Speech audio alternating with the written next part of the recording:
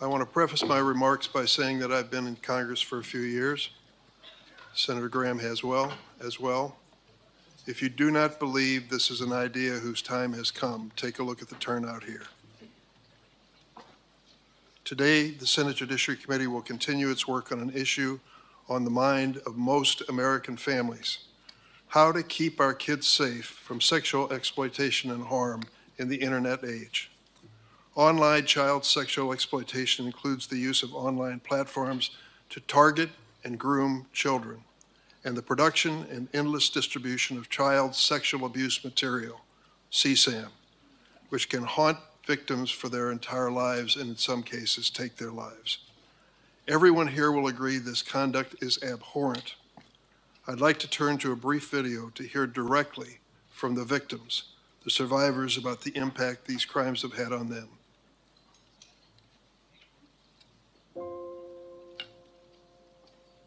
I was sexually exploited on Facebook. I was sexually exploited on Instagram. I was sexually exploited on X. This is my daughter, Olivia. This is our son, Matthew. Look at how beautiful Miriam is. My son, Riley, died from suicide after being sexually exploited on Facebook. The child that gets exploited is never the same ever again. I reported this issue numerous times, and it took over a decade before anyone helped me. You might be able to tell that I am using a green screen. Why is that? In the internet world, my past abusers can contact me. Fans of my abuse material as a child can find me and contact me. As a 17-year-old child, I had to write a victim impact statement after being extorted for 4 consecutive years. While I was strong enough to resist sending him any more pictures, there were dozens more who were not.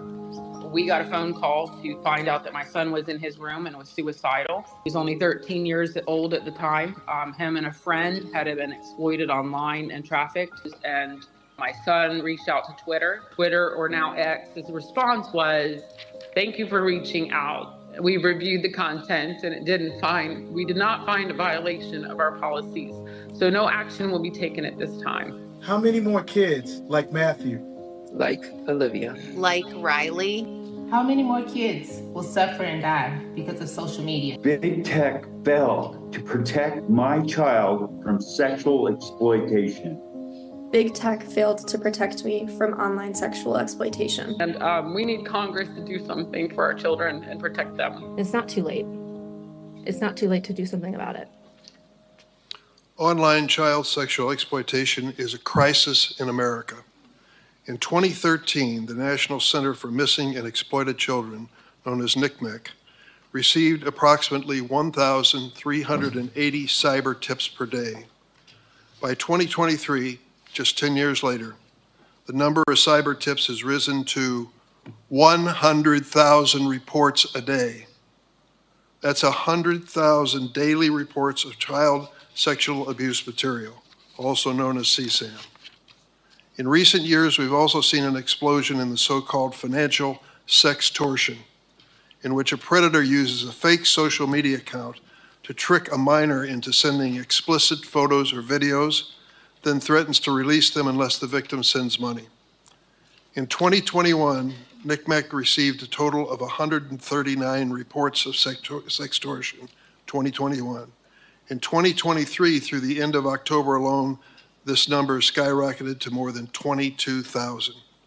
More than a dozen children have died by suicide after becoming victims of this crime. This disturbing growth in child sexual exploitation is driven by one thing: changes in technology. In 1996, the world's best-selling cell phone was the Motorola StarTAC.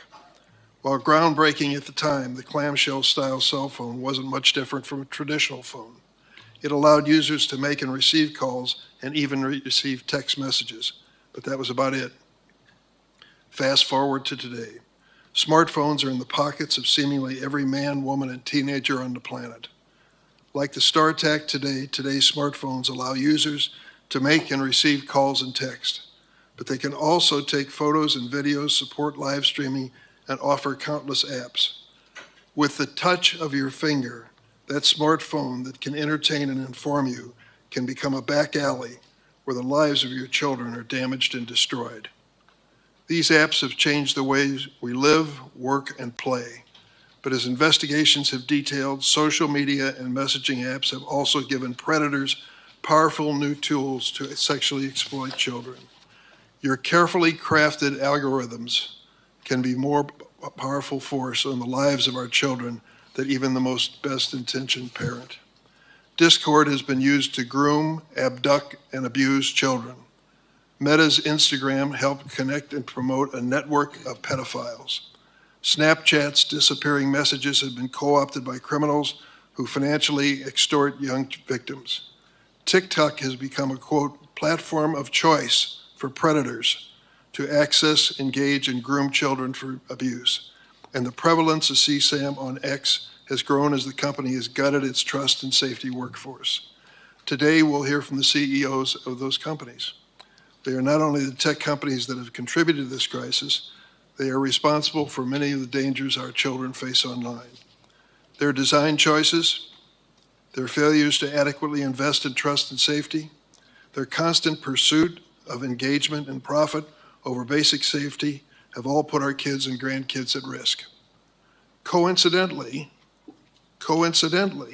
several of these companies implemented common sense child safety improvements within the last week, days before their CEOs would have to justify their lack of action before this committee.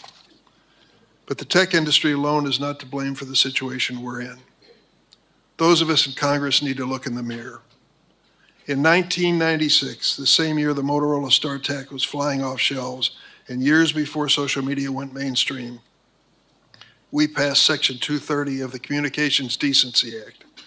This law immunized the then fledgling internet platforms from liability for user-generated content. Interesting, only one other industry in America has an immunity from civil liability. We'll leave that for another day. For the past 30 years, Section 230 has remained largely unchanged, allowing big tech to grow into the most profitable industry in the history of capitalism without fear of liability for unsafe practices. That has to change. Over the past year, this committee has unanimously reported 5 bills that would finally hold tech companies accountable for child sexual exploitation on their platforms. Unanimous. Take a look at the composition and membership of the Senate Judiciary Committee and imagine, if you will, there's anything we could agree on unanimously. These 5 bills were the object of agreement. One of these bills is by Stop CSAM Act. Critically, it would let victims sue online providers that promote or aid and abet online child sexual exploitation or that host or store CSAM. This stand against online child sexual exploitation is bipartisan and absolutely necessary. Let this hearing be a call to action that we need to get kids' online safety legislation to the president's desk. I now turn to the ranking member, Senator Graham. Thank you, Mr. Chairman. The Republicans will answer the call. All of us, every one of us, is ready to work with you and our Democratic colleagues on this committee to prove to the American people, while Washington is certainly broken, there's a ray of hope, and it is here. It lies with your children. After years of working on this issue with you and others, I've come to conclude the following. Social media companies, as they are currently designed and operate, are dangerous products. They're destroying lives, threatening democracy itself. These companies must be reined in, or the worst is yet to come. Gavin Guffey is a representative, Republican representative from South Carolina in the Rock Hill area.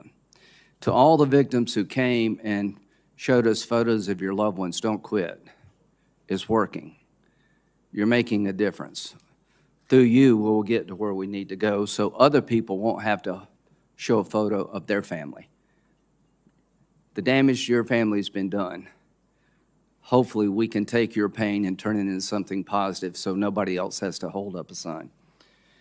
Gavin's son got online with Instagram and was tricked by a group in Nigeria that put up a young lady posing to be his girlfriend. And as things go at that stage in life, he gave her some photos, compromising sexual photos, and it turned out that she was part of a extortion group in Nigeria.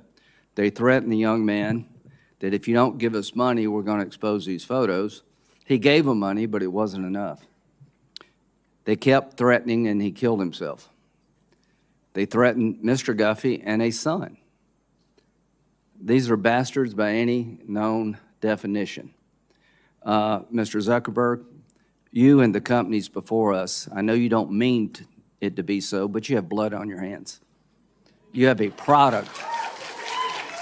You have a product that's killing people.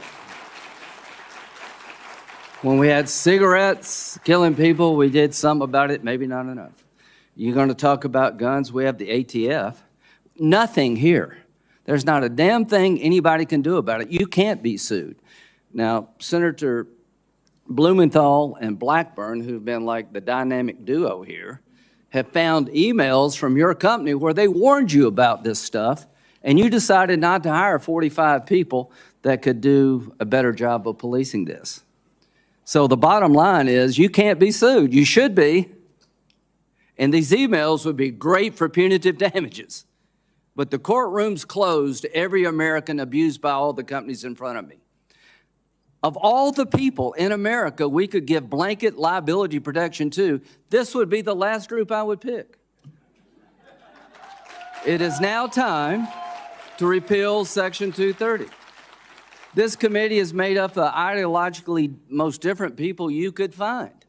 We've come together through your leadership, Mr. Chairman, to pass 5 bills to deal with the problem of exploitation of children. I'll talk about them in depth in a little bit. The bottom line is all these bills have met the same fate. They go nowhere. They leave the committee and they die. Now, there's another approach. What do you do with dangerous products? You either allow lawsuits, you have statutory protections to protect consumers, or you have a commission of sorts to regulate the industry in question, to take your license away if you have a license, to fine you. None of that exists here. We live in America in 2024 where there is no regulatory body dealing with the most profitable, biggest companies in the history of the world. They can't be sued, and there's not one law on the book that's meaningful protecting the American consumer. Other than that, we're in a good spot. So here's what I think is going to happen.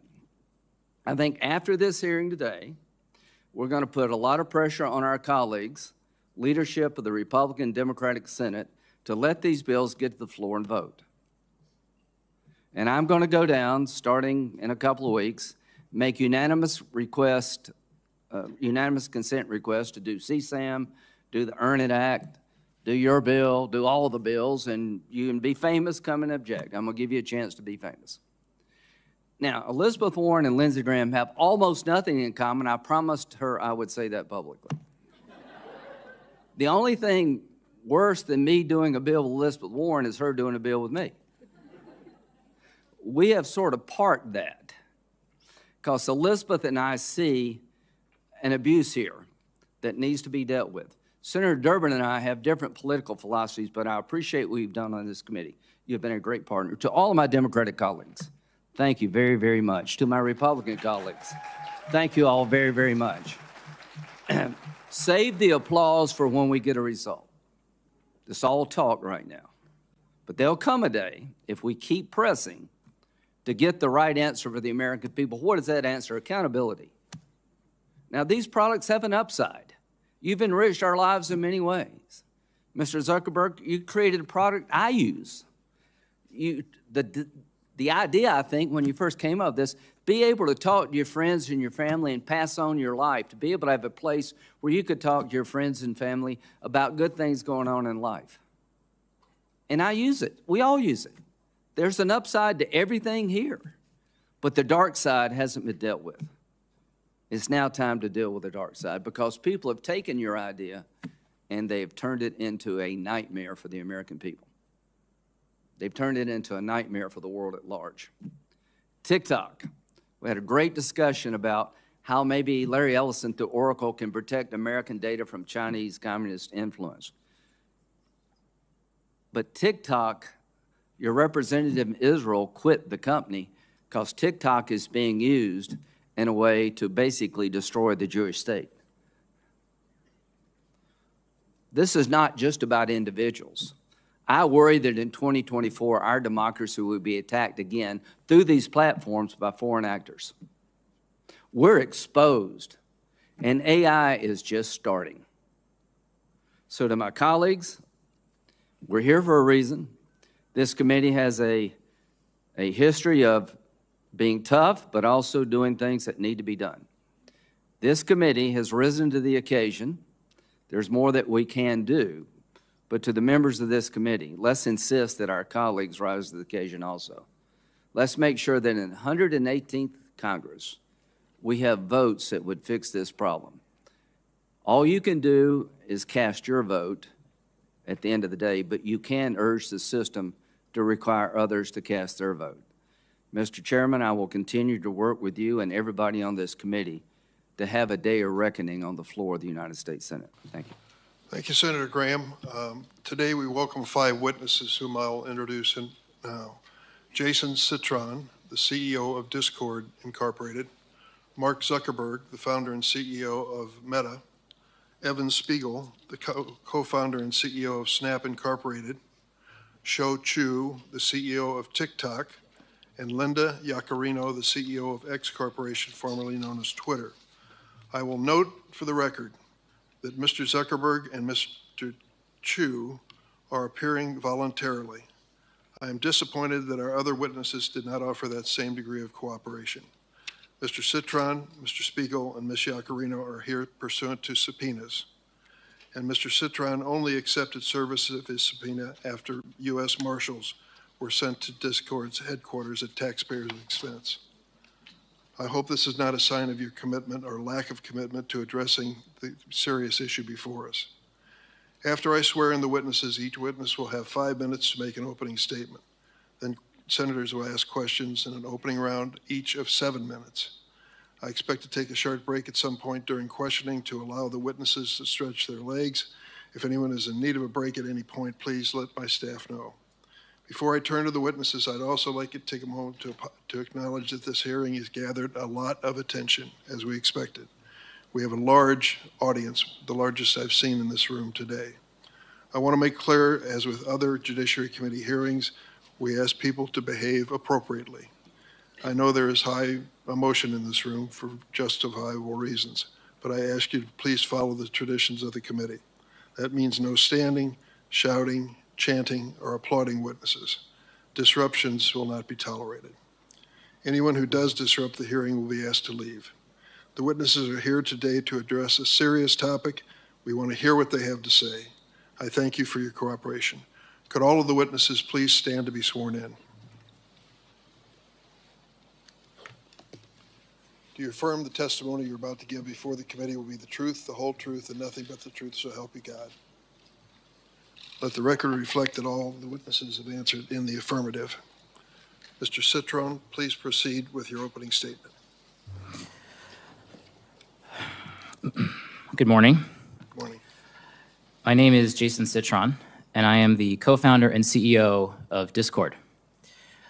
We are an American company with about 800 employees living and working in 33 states. Today, Discord has grown to more than 150 million monthly active users. Discord is a communications platform where friends hang out and talk online about shared interests, from fantasy sports to writing music to video games. I've been playing video games since I was 5 years old, and as a kid, it's how I had fun and found friendship. Many of my fondest memories are of playing video games with friends. We built Discord so that anyone could build friendships playing video games, from Minecraft to Wordle and everything in between. Games have always brought us together, and Discord makes that happen today. Discord is one of the many services that have revolutionized how we communicate with each other in the different moments of our lives. iMessage, Zoom, Gmail, and on and on. They enrich our lives, create communities, accelerate commerce, healthcare, and education. Just like with all technology and tools, there are people who exploit and abuse our platforms for immoral and illegal purposes. All of us here on the panel today and throughout the tech industry have a solemn and urgent responsibility to ensure that everyone who uses our platforms is protected from these criminals, both online and off. Discord has a special responsibility to do that because a lot of our users are young people. More than 60% of our active users are between the ages of 13 and 24. It's why safety is built into everything we do. It's essential to our mission and our business. And most of all, this is deeply personal. I'm a dad with 2 kids. I want Discord to be a product that they use and love, and I want them to be safe on Discord. I want them to be proud of me for helping to bring this product to the world. That's why I am pleased to be here today to discuss the important topic of the online safety of minors. My written testimony provides a comprehensive overview of our safety programs. Here are a few examples of how we protect and empower young people. First, we've put our money into safety. The tech sector has a reputation of larger companies buying smaller ones to increase user numbers and boost financial results. But the largest acquisition we've ever made at Discord was a company called Centropy. It didn't help us expand our market share or improve our bottom line. In fact, because it uses AI to help us identify, ban, and report criminals and bad behavior, it has actually lowered our user count by getting rid of bad actors. Second, you've heard of end-to-end encryption that blocks anyone, including the platform itself, from seeing users' communications. It's a feature on dozens of platforms, but not on Discord. That's a choice we've made. We don't believe we can fulfill our safety obligations if the text messages of teens are fully encrypted, because encryption would block our ability to investigate a serious situation and, when appropriate, report to law enforcement. Third, we have a zero-tolerance policy on child sexual abuse material, or CSAM. We scan images uploaded to Discord to detect and block the sharing of this abhorrent material. We've also built an innovative tool, Teen Safety Assist, that blocks explicit images and helps young people easily report unwelcome conversations. We've also developed a new semantic hashing technology for detecting novel forms of CSAM called CLIP, and we're sharing this technology with other platforms through the Tech Coalition. Finally, we recognize that improving online safety requires all of us to work together. So we partner with nonprofits, law enforcement, and our tech colleagues to stay ahead of the curve in protecting young people online. We want to be the platform that empowers our users to have better online experiences, to build true connections, genuine friendships, and to have fun. Senators, I sincerely hope today is the beginning of an ongoing dialogue that results in real improvements in online safety. I look forward to your questions and to helping the committee learn more about Discord. Thank you, Mr. Citron. Mr. Zuckerberg. Chairman Durbin, Ranking Member Graham, and members of the committee. Every day, teens and young people do amazing things on our services. They use our apps to create new things, express themselves, explore the world around them, and feel more connected to the people they care about. Overall, teens tell us that this is a positive part of their lives. But some face challenges online, so we work hard to provide parents and teens support and controls to reduce potential harms. Being a parent is one of the hardest jobs in the world. Technology gives us new ways to communicate with our kids and feel connected to their lives, but it can also make parenting more complicated. And it's important to me that our services are positive for everyone who uses them. We are on the side of parents everywhere working hard to raise their kids. Over the last 8 years, we've built more than 30 different tools, resources, and features that parents can set time limits for their teens using our apps, see who they're following, or if they report someone for bullying. For teens, we've added nudges that remind them when they've been using Instagram for a while or if it's getting late and they should go to sleep, as well as ways to hide words or people without those people finding out. We put special restrictions on teen accounts on Instagram. By default, accounts for under 16s are set to private, have the most restrictive content settings, and can't be messaged by adults that they don't follow or people they aren't connected to. With so much of our lives spent on mobile devices and social media, it's important to look into the effects on teen mental health and well-being. I take this very seriously. Mental health is a complex issue, and the existing body of scientific work has not shown a causal link between using social media and young people having worse mental health outcomes. A recent National Academies of Science report evaluated over 300 studies and found that research, quote, did not support the conclusion that social media causes changes in adolescent mental health at the population level, end quote. It also suggested that social media can provide significant positive benefits when young people use it to express themselves, explore and connect with others. Still, we're going to continue to monitor the research and use it to inform our roadmap. Keeping young people safe online has been a challenge since the internet began, and as criminals evolve their tactics, we have to evolve our defenses too. We work closely with law enforcement to find bad actors and help bring them to justice, but the difficult reality is that no matter how much we invest or how effective our tools are, there's always more to learn and more improvements to make. But we remain ready to work with members of this committee, industry, and parents to make the internet safer for everyone. I'm proud of the work that our teams do to improve online child safety on our services and across the entire internet. We have around 40,000 people overall working on safety and security, and we've invested more than $20 billion in this since 2016, including around $5 billion in the last year alone. We have many teams dedicated to child safety and teen well-being, and we lead the industry in a lot of the areas that we're discussing today.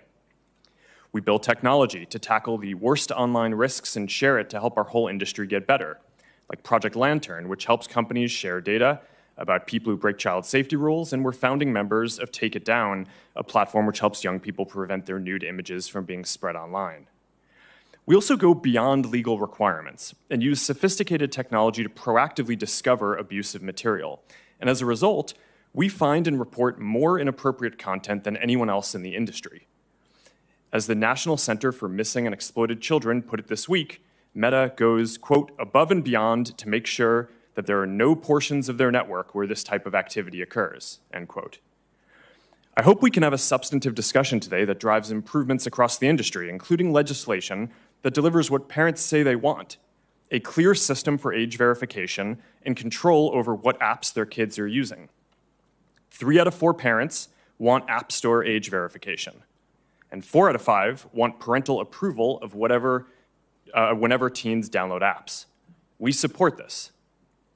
Parents should have the final say on what apps are appropriate for their children and shouldn't have to upload their ID every time. That's what app stores are for. We also support setting industry standards on age-appropriate content and limiting signals for advertising to teens to age and location and not behavior. At the end of the day, we want everyone who uses our services to have safe and positive experiences. Before I wrap up, I want to recognize the families who are here today who have lost a loved one or lived through some terrible things that no family should have to endure. These issues are important for every parent and every platform. I'm committed to continuing to work in these areas, and I hope we can make progress today. Thank you. Mr. Spiegel?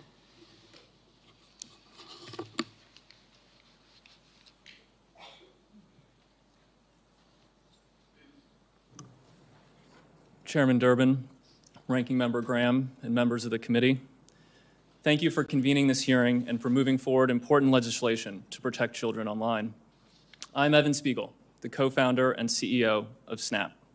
We created Snapchat, an online service that is used by more than 800 million people worldwide to communicate with their friends and family. I know that many of you have been working to protect children online since before Snapchat was created, and we are grateful for your long-term dedication to this cause and your willingness to work together to help keep our community safe. I want to acknowledge the survivors of online harms and the families who are here today who have suffered the loss of a loved one. Words cannot begin to express the profound sorrow I feel that a service we designed to bring people happiness and joy has been abused to cause harm. I want to be clear that we understand our responsibility to keep our community safe.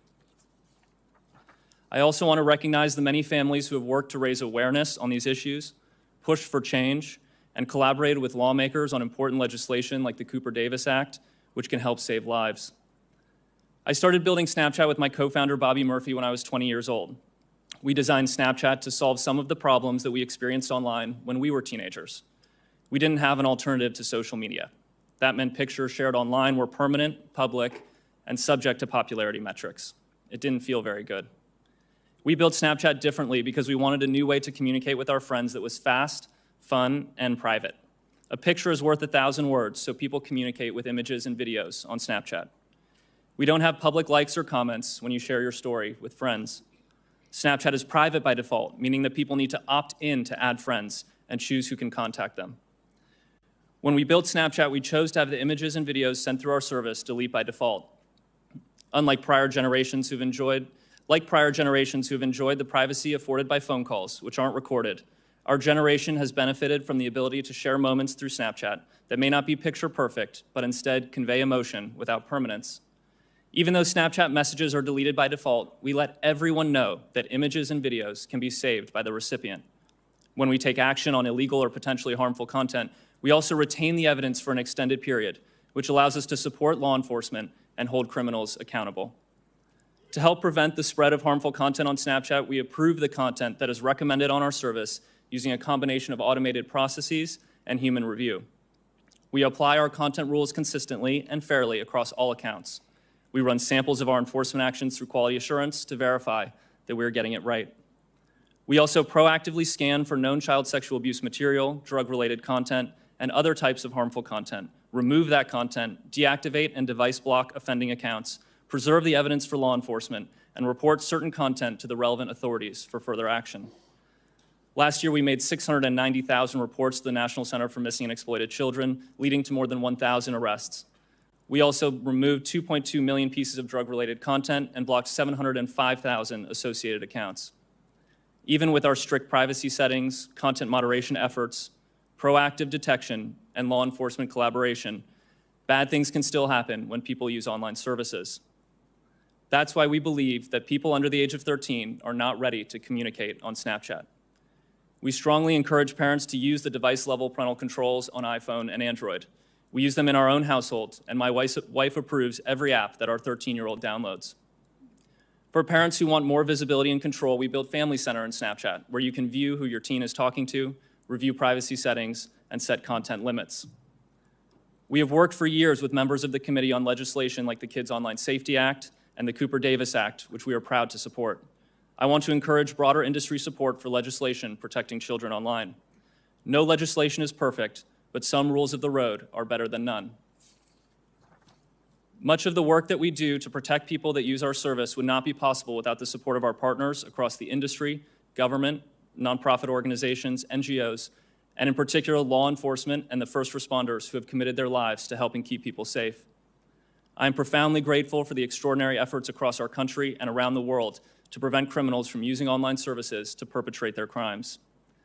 I feel an overwhelming sense of gratitude for the opportunities that this country has afforded me and my family. I feel a deep obligation to give back and to make a positive difference, and I am grateful to be here today as part of this vitally important democratic process. Members of the committee, I give you my commitment that we will be part of the solution for online safety. We will be honest about our shortcomings, and we will work continuously to improve. Thank you, and I look forward to answering your questions. Thank you, Mr. Spiegel. Mr. Chu. Chair Durbin, Ranking Member Graham, and members of the committee, I appreciate the opportunity to appear before you today. My name is Shou Chu, and I'm the CEO of TikTok, an online community of more than 1 billion people worldwide, including well over 170 million Americans who use our app every month to create, to share, and to discover.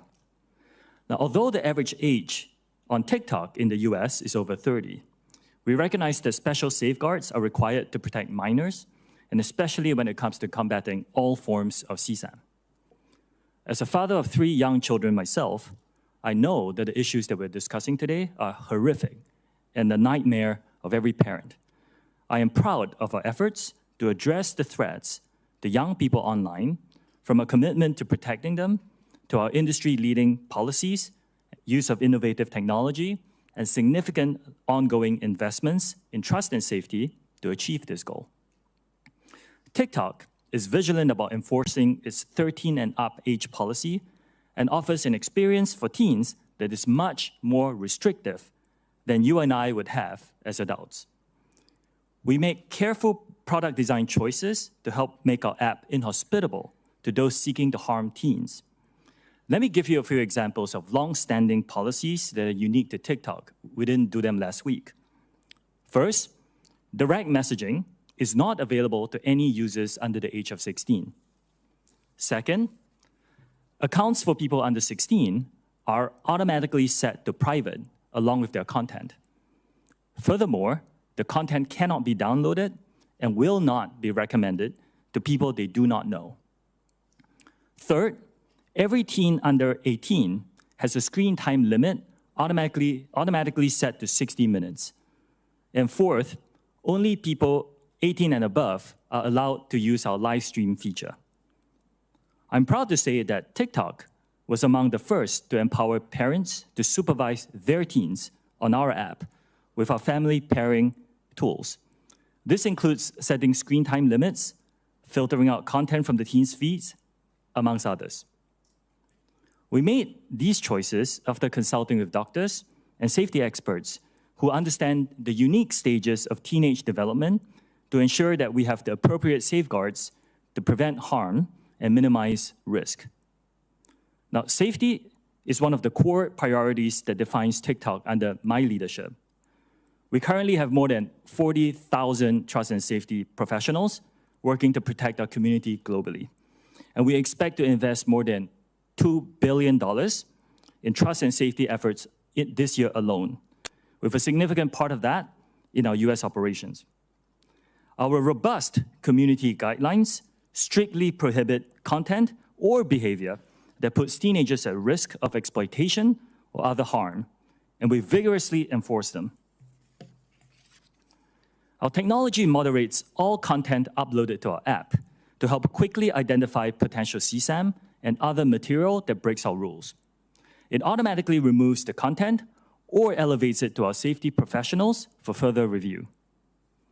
We also moderate direct messages for CSAM and related material, and use third-party tools like PhotoDNA and Take It Down to combat CSAM to prevent content from being uploaded to our platform. We continually meet with parents, teachers, and teens. In fact, I sat down with a group just a few days ago. We use their insight to strengthen the protections on our platform, and we also work with leading groups like the Technology Coalition. The steps that we're taking to protect teens are a critical part of our larger trust and safety work as we continue our voluntary and unprecedented efforts to build a safe and secure data environment for US users, ensuring that our platform remains free from outside manipulation and implementing safeguards on our content recommendation and moderation tools. Keeping teens safe online requires a collaborative effort as well as collective action. We share the community's concern and commitment to protect young people online, and we welcome the opportunity to work with you on legislation to achieve this goal. Our commitment is ongoing and unwavering because there is no finish line when it comes to protecting teens. Thank you for your time and consideration today. I'm happy to answer your questions. Thanks, Mr. Ju. Ms. Iacarino.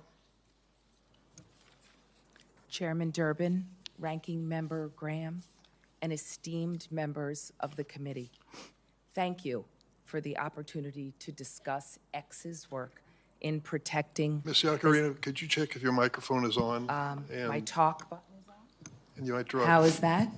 Okay, Better. maybe Thank you very much. Adjust my chair. Apologies. Start over.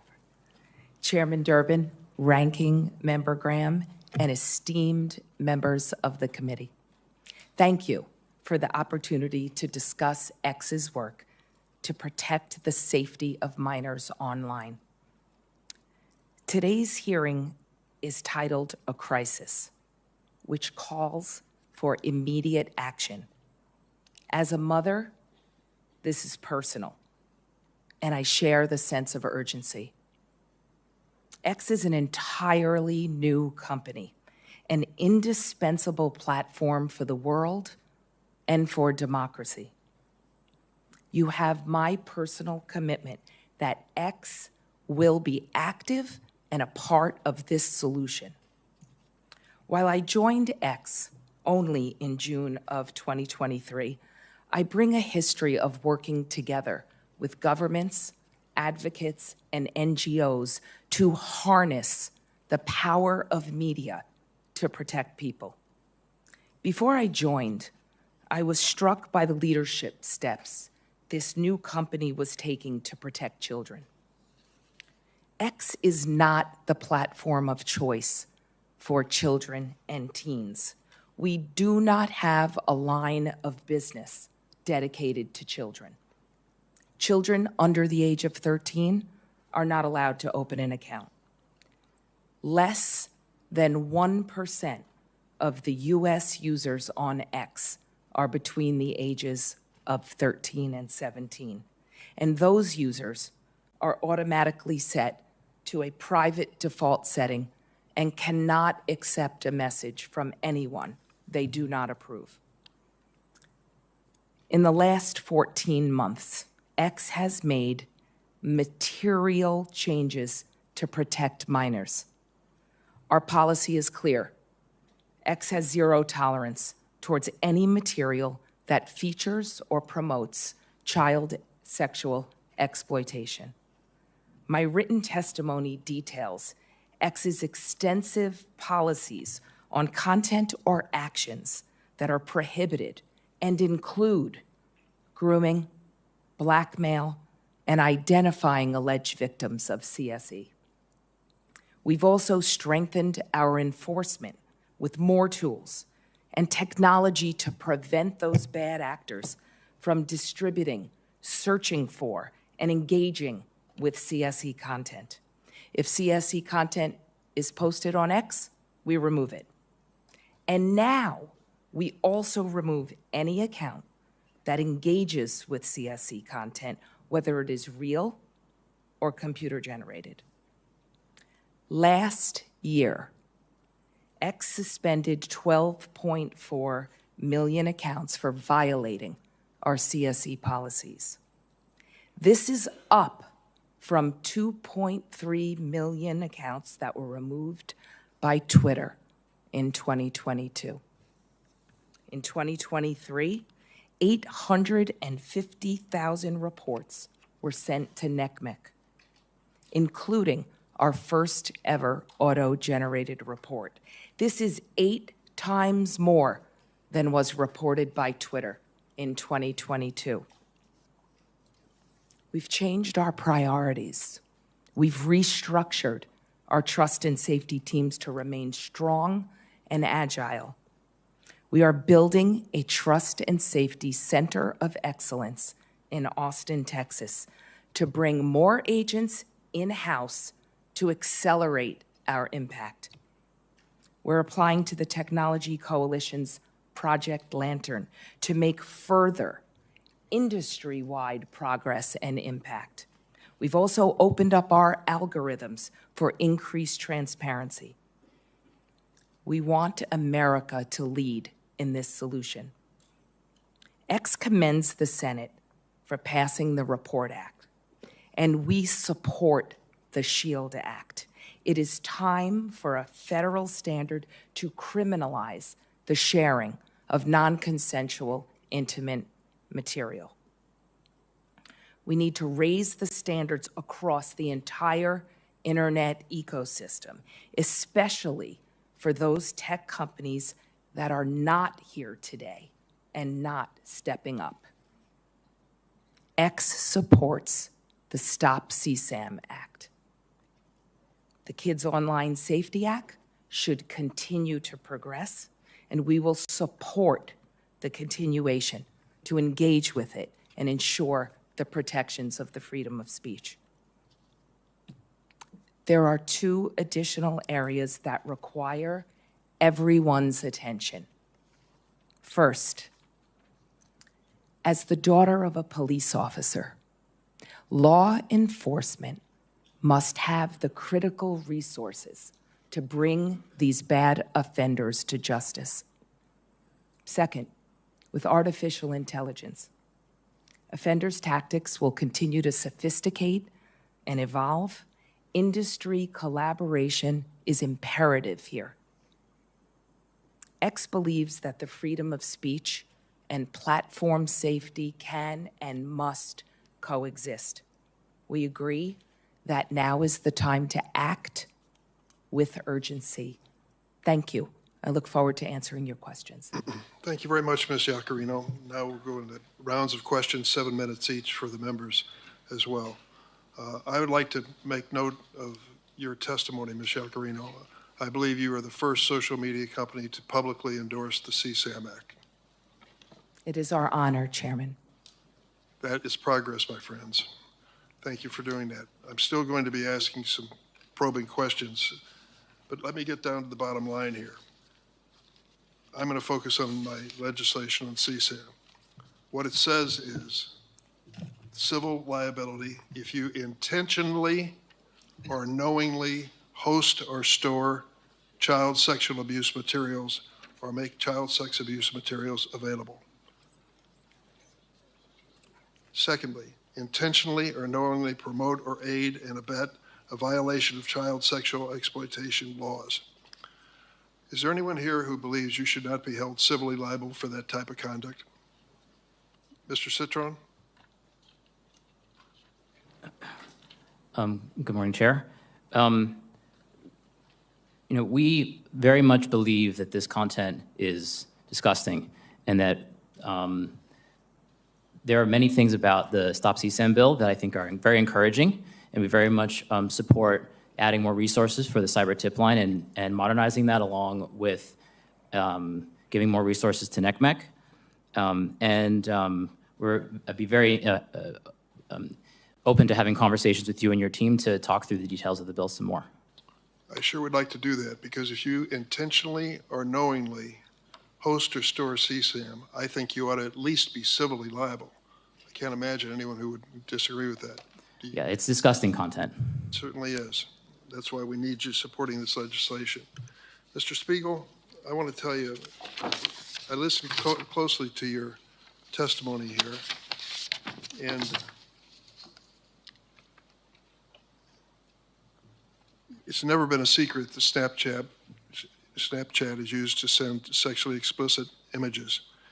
In 2013, early in your company's history, you admitted this in an interview. Do you remember that interview?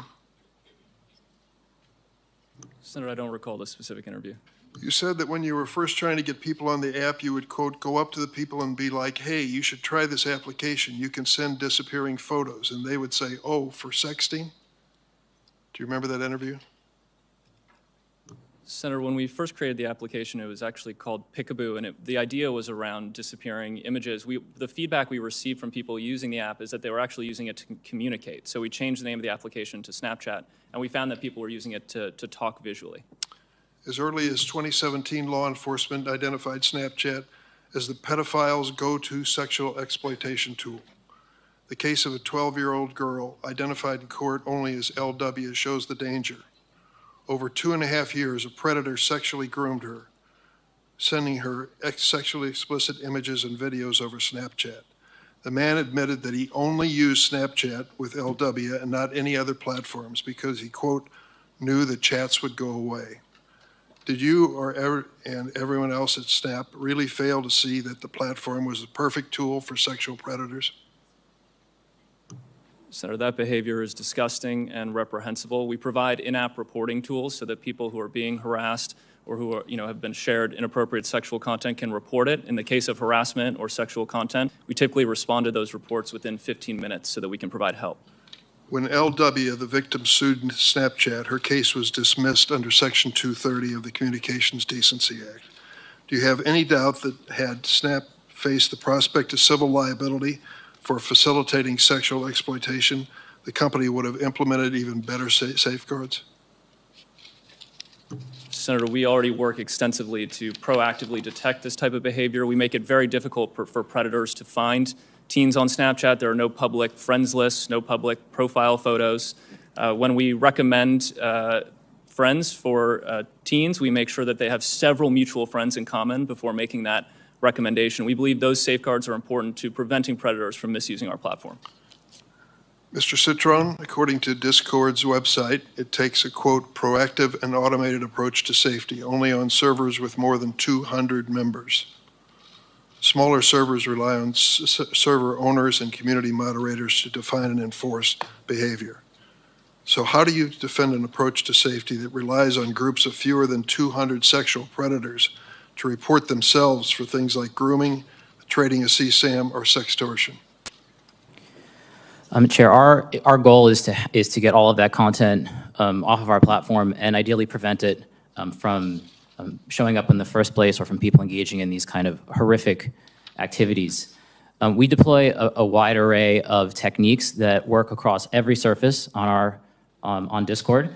I mentioned we recently launched something called Teen Safety Assist, which works everywhere, and it's on by default for teen users. That kind of acts like a buddy that lets them know if they're in a situation or talking with someone that may be inappropriate, so they can report that to us and block that user. Mr. Citron, if that were working, we wouldn't be here today. Chair, this is an ongoing challenge for all of us. That is why we're here today. But we do have 15% of our company is focused on trust and safety, of which this is one of our top issues. That's more people than we have working on marketing and promoting the company. So we take these issues very seriously, but we know it's an ongoing challenge, and I look forward to working with you and collaborating with our tech peers and the nonprofits to improve our approach. I certainly hope so. Mr. Chu, your organization and business is one of the more popular ones among children.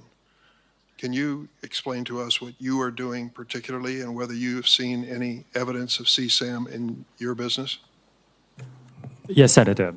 We have a strong commitment to invest in trust and safety. And as I said in my opening statement, I intend to invest more than $2 billion in trust and safety this year alone. We have 40,000 safety professionals working on this topic. We have built a specialized child safety team to help us identify specialized issues, horrific issues like material like the ones you have mentioned.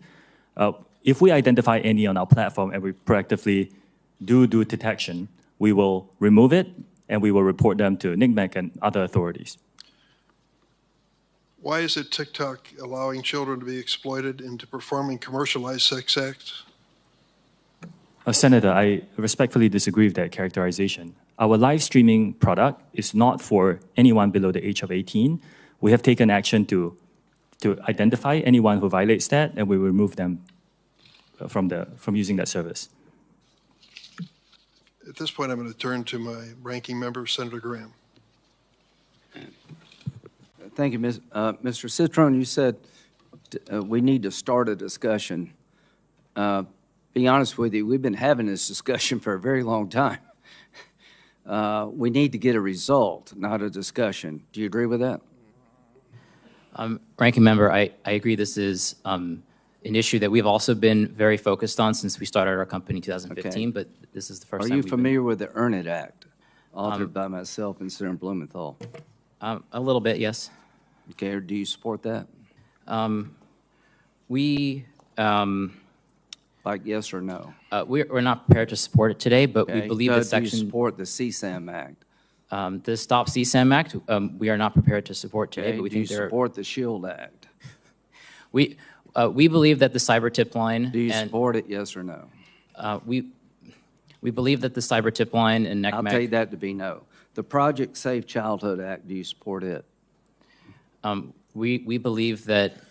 I'll take that to be no. The Report Act, do you support it? Ranking Member Graham, we very much look forward to having conversations with you and your team. We Well, want I to be part of the look forward to passing solution. a bill that will solve the problem. Do you support removing Section 230 liability protections for social media companies? I believe that Section 230 needs to be updated. It's a very old law. Do you support repealing it so people can sue if they believe they're harmed? I think that Section 230, as written, while it has many downsides, has enabled innovation on the internet, which I think has largely been... Thank you very much. So here you are. If you're waiting on these guys to solve the problem, we're going to die waiting. Mr.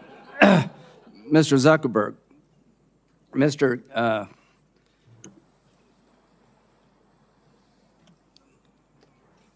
Try to be respectful here.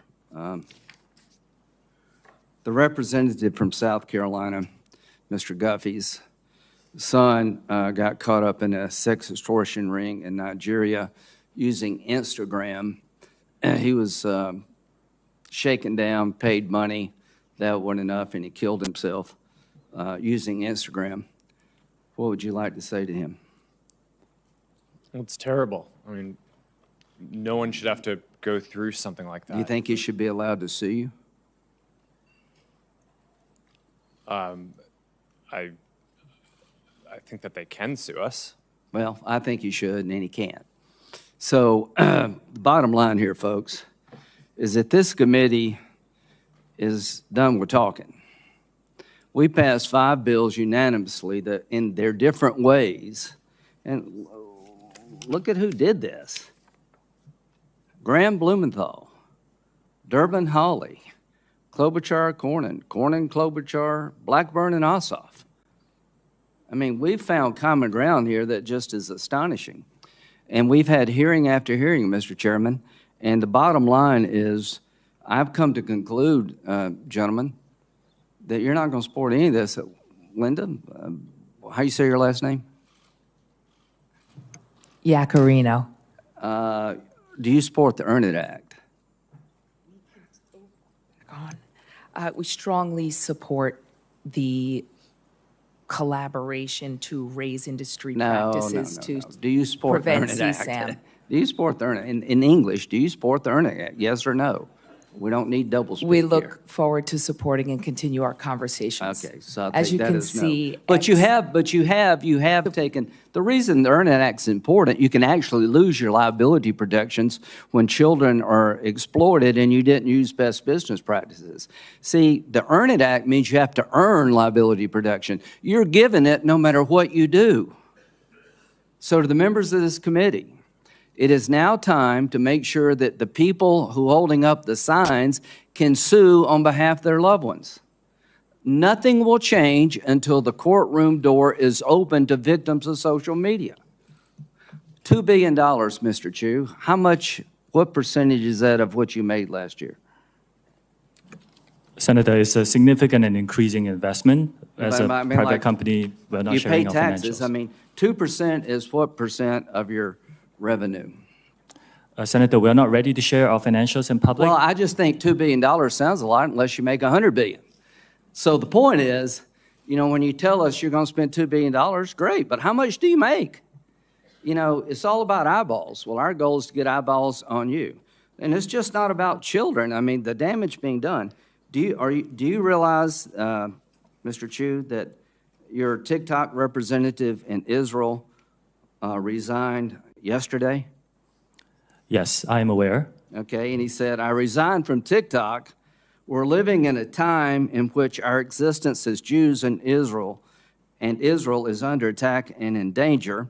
Multiple screenshots taken from TikTok's internal employee chat platform known as LARC show how TikTok's trust and safety officers celebrate the barbaric acts of Hamas and other Iranian-backed terror groups, including the Houthis in Yemen. Senator, I need to make it very clear that pro-Hamas content and hate speech is not allowed on our platform or within our company. Why did he resign? Why did he quit? Senator, we also do not allow any hateful behavior at work. Do you know why he quit? We do not allow this. We will investigate such My question is, he quit. I'm sure he had a good job. He gave up a good job because he thinks your platform is being used to help people who want to destroy the Jewish state. And I'm not saying you want that. Mr. Zuckerberg, I'm not saying you want, as an individual, any of the harms. I am saying that the products you have created with all the upside have a dark side. Mr. Citron, I am tired of talking. I'm tired of having discussions. We all know the answer here. And here's the ultimate answer. Stand behind your product. Go to the American courtroom and defend your practices. Open up the courthouse door. Until you do that, nothing will change. Until these people can be sued for the damage they're doing, it is all talk. I'm a Republican who believes in free enterprise, but I also believe that every American who's been wronged has to have somebody to go to complain. There's no commission to go to that can punish you. There's not one law in the book because you oppose everything we do, and you can't be sued. That has to stop, folks. How do you expect the people in the audience to believe that we're going to help their families if we don't have some system or a combination of systems to hold these people accountable? Because for all the upside, the dark side is too great to live with. We do not need to live this way as Americans. Thank you, Senator Graham. Senator Klobuchar is next. She's been quite a leader on the subject for quite a long time on the SHIELD Act and with Senator Cornyn on the revenge porn legislation. Senator Klobuchar. Thank you very much, Chairman Durbin, and thank you, Ranking Member Graham, for those words. I couldn't agree more. For too long, we have been seeing the social media companies turn a blind eye when kids have joined these platforms in record numbers. They have used algorithms that push harmful content because that content got popular. They provided a venue, maybe not knowingly at first, but for dealers to sell deadly drugs like fentanyl. Our own head of our Drug Enforcement Administration has said they've basically been captured by the cartels in Mexico and in China. So I strongly support, first of all, the Stop CSAM bill. I agree with Senator Graham that nothing is going to change unless we open up the courtroom doors. I think the time for all of this immunity is done because I think money talks even stronger than we talk up here. 2 of the 5 bills, as noted, are my bills with Senator Cornyn. One has actually passed through the Senate, but is waiting action in the House. But the other one is the SHIELD Act, and I do support, appreciate the support of that bill. This is about revenge porn. The FBI director testified before this committee. There's been over 20 suicides of kids attributed to online revenge porn in just the last year. But for those parents out there and those families, this is for them about their own child, but it's also about making sure this doesn't happen to other children. I know because I've talked to these parents. Parents like Bridget Noring from Hastings, Minnesota, who is out there today. Bridget lost her teenage son after he took a fentanyl lace pill that he purchased on the internet. Amy Neville is also here. Platform got the pill. Amy Neville is also here. Her son Alexander was only 14 when he died after taking a pill he didn't know was actually fentanyl. We're starting a law enforcement campaign, One Pill Kills in Minnesota, going to the schools with the sheriffs and law enforcement. But the way to stop it is, yes, at the border and at the points of entry, but we know that 30% some of the people that are getting the fentanyl are getting it off the platforms. Meanwhile, social media platforms generated $11 billion in revenue in 2022 from advertising directed at children and teenagers, including nearly $2 billion in ad profits derived from users age 12 and under. When a Boeing plane lost a door in mid-flight several weeks ago, nobody questioned the decision to ground a fleet of over 700 planes. So why aren't we taking the same type of decisive action on the danger of these platforms when we know these kids are dying? We have bills that have passed through this incredibly diverse committee when it comes to our political views, that have passed through this committee, and they should go to the floor. We should do something finally about liability, and then we should turn to some of the other issues that a number of us have worked on when it comes to the charges for app stores and when it comes to some of the monopoly behavior and the self-preferencing. But I'm going to stick with this today. Facts. 1/3 of fentanyl cases investigated over 5 months had direct ties to social media. That's from the DEA. Facts. Between 2012 and 2022, cyber tip line reports of online child sexual exploitation increased from 415,000 to more than 32 million. And as I noted, at least 20 victims committed suicide in sextortion cases. So I'm going to start with that, with you, Mr. Citron. My bill with Senator Cornyn, the SHIELD Act, includes a threat provision that would help protection and accountability for those that are threatened by these predators. Young kids get a picture, send it in, think they got a new girlfriend or a new boyfriend, ruins their life, or they think it's going to be ruined, and they kill themselves. So could you tell me why you're not supporting the SHIELD Act? Senator, we think it's very important that teens have a safe experience on our platforms. I think that the portion to strengthen law enforcement's ability to investigate crimes against children and hold bad actors accountable is So are you incredible. holding open that you may support it? We very much would like to have conversations with you. We're open to discussing further. And we do welcome legislation and regulation. This is a very important issue for our country, and we've been prioritizing safety for teens. Thank you. I'm much more interested in if you support it, because there's been so much talk at these hearings and popcorn throwing and the like, and I just want to get this stuff done. I'm so tired of this. It's been 28 years, since the internet. We haven't passed any of these bills because everyone's double talk. It's time to actually pass them. And the reason they haven't passed is because of the power of your company. So let's be really, really clear about that. So what you say matters. Your words matter. Mr. Chu, I'm a co-sponsor of Chair Durbin's Stop CSAM Act of 2023, along with Senator Hawley, who's the lead Republican, I believe, which, among other things, empowers victims by making it easier for them to ask tech companies to remove the material and related imagery from their platforms. Why would you not support this bill? Senator, we largely support it. I think the spirit of it is very aligned with what we want to do. There are questions about implementation that I think companies like us and some other groups have, and we look forward to asking those. And of course, if this legislation is law, we will comply. Mr. Spiegel, I know we talked ahead of time. I do appreciate your company's support for the Cooper Davis Act, which will finally, it's a bill with Senator Shaheen and Marshall, which will allow law enforcement to do more when it comes to fentanyl. I think you know what a problem this is. Devin Noring, teenager from Hastings, I mentioned his mom here, suffered dental pain and migraines, so he bought what he thought was a Percocet over Snap, but instead he bought a counterfeit drug laced with a lethal dose of fentanyl. As his mom, who's here with us today, said, all of the hopes and dreams we as parents had for Devin were erased in the blink of an eye, and no mom should have to bury their kid. Talk about why you support the Cooper Davis Act.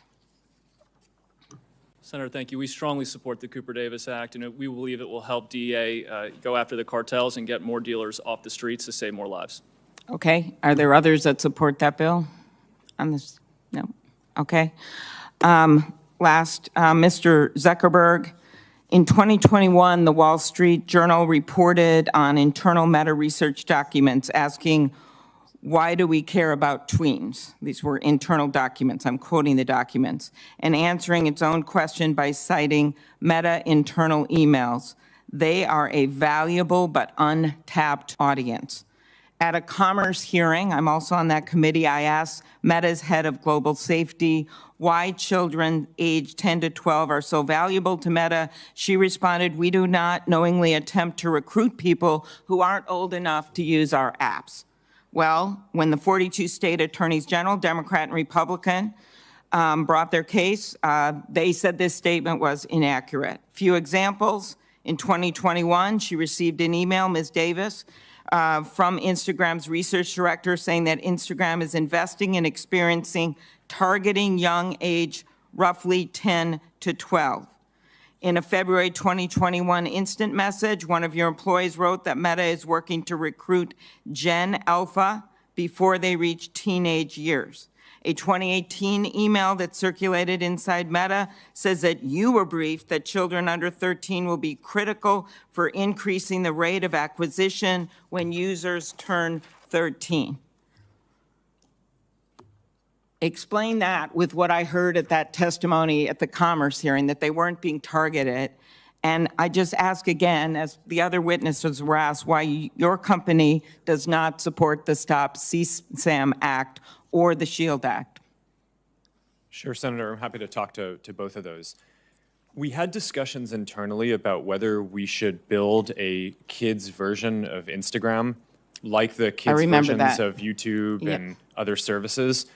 We haven't actually moved forward with that, and we currently have no plans to do so. So I can't speak directly to the exact emails that you cited, but it sounds to me like they were deliberations around a project that people internally thought was important, and we didn't end up moving forward with. Okay, but, and the bills, what are you going to say about the two bills? Sure. So overall, I mean, my position on the bills is I agree with the goal of all of them. There are most things that I agree with within them. There are specific things that I would probably do differently. We also have our own legislative proposal for what we think would be most effective in terms of helping the internet and the various companies give parents control over the experience. So I'm happy to go into the detail on any one of them, but ultimately, I mean, I think that this again, I think these parents will tell you that this stuff hasn't worked to just give parents control. They don't know what to do. It's very, very hard, and that's why we are coming up with other solutions that we think are much more helpful to law enforcement, but also this idea of finally getting something going on liability. Because I just believe with all the resources you have, that you actually would be able to do more than you're doing, or these parents would be sitting behind you right now in this Senate hearing room.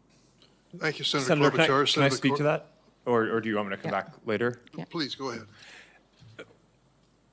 I don't think that parents should have to upload an ID or prove that they're the parent of a child in every single app that their children use. I think the right place to do this, and a place where it'd be actually very easy for it to work, is within the app stores themselves, where my understanding is Apple and Google already, or at least Apple, already requires parental consent when a child does a payment with an app. So it should be pretty trivial to pass a law that requires them to make it so that parents have control anytime a child downloads an app and offers consent of that. And the research that we've done shows that the vast majority of parents want that. And I think that that's the type of legislation, in addition to some of the other ideas that you all have, that would make this a lot easier for parents. I just to be clear, I remember one mom telling me, with all these things she could maybe do that she can't figure out, it's like a faucet overflowing in a sink, and she's out there with a mop while her kids are getting addicted to more and more different apps and being exposed to material. We've got to make this simpler for parents so they can protect their kids, and I just don't think this is going to be the way to do it. I think the answer is what Senator Graham has been talking about, which is opening up the halls of the courtroom so that puts it on you guys to protect these parents and protect these kids, and then also to pass some of these laws that makes it easier for law enforcement. Thank you, Senator Klobuchar. We're going to try to stick to the 7-minute rule. It didn't work very well, but I'll try to give additional time on the other side as well. Senator Cornyn. There's no question that your platforms are very popular, but we know that while here in the United States we have an open society and free exchange of information, that there are authoritarian governments, there are criminals who will use your platforms for the sale of drugs, for sex, for extortion, and the like. And Mr. Chu, I think your company is unique among the ones represented here today because of its ownership by ByteDance, a Chinese company.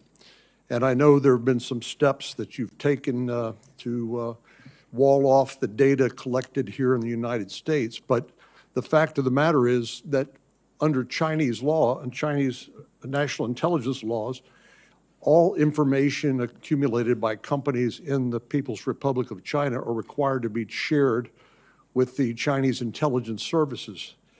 ByteDance, the initial release of TikTok, I understand, was 2016. These efforts that you made with Oracle under the so-called Project Texas to wall off the U.S. data was in 2021, and apparently allegedly fully walled off in March of 23. What happened to all of the data that TikTok collected before that? Senator, thank you. From American users. Understand. TikTok is owned by ByteDance, which is majority owned by global investors, and we have 3 Americans on the board out of 5. You are right in pointing out that over the last 3 years, we have spent billions of dollars building out Project Texas, which is a plan that is unprecedented in our industry to firewall off protected U.S. data from the rest of our staff. And I'm asking about all of the data that you collected prior to that event. Yes, Senator. We have started a data deletion plan. I talked about this a year ago.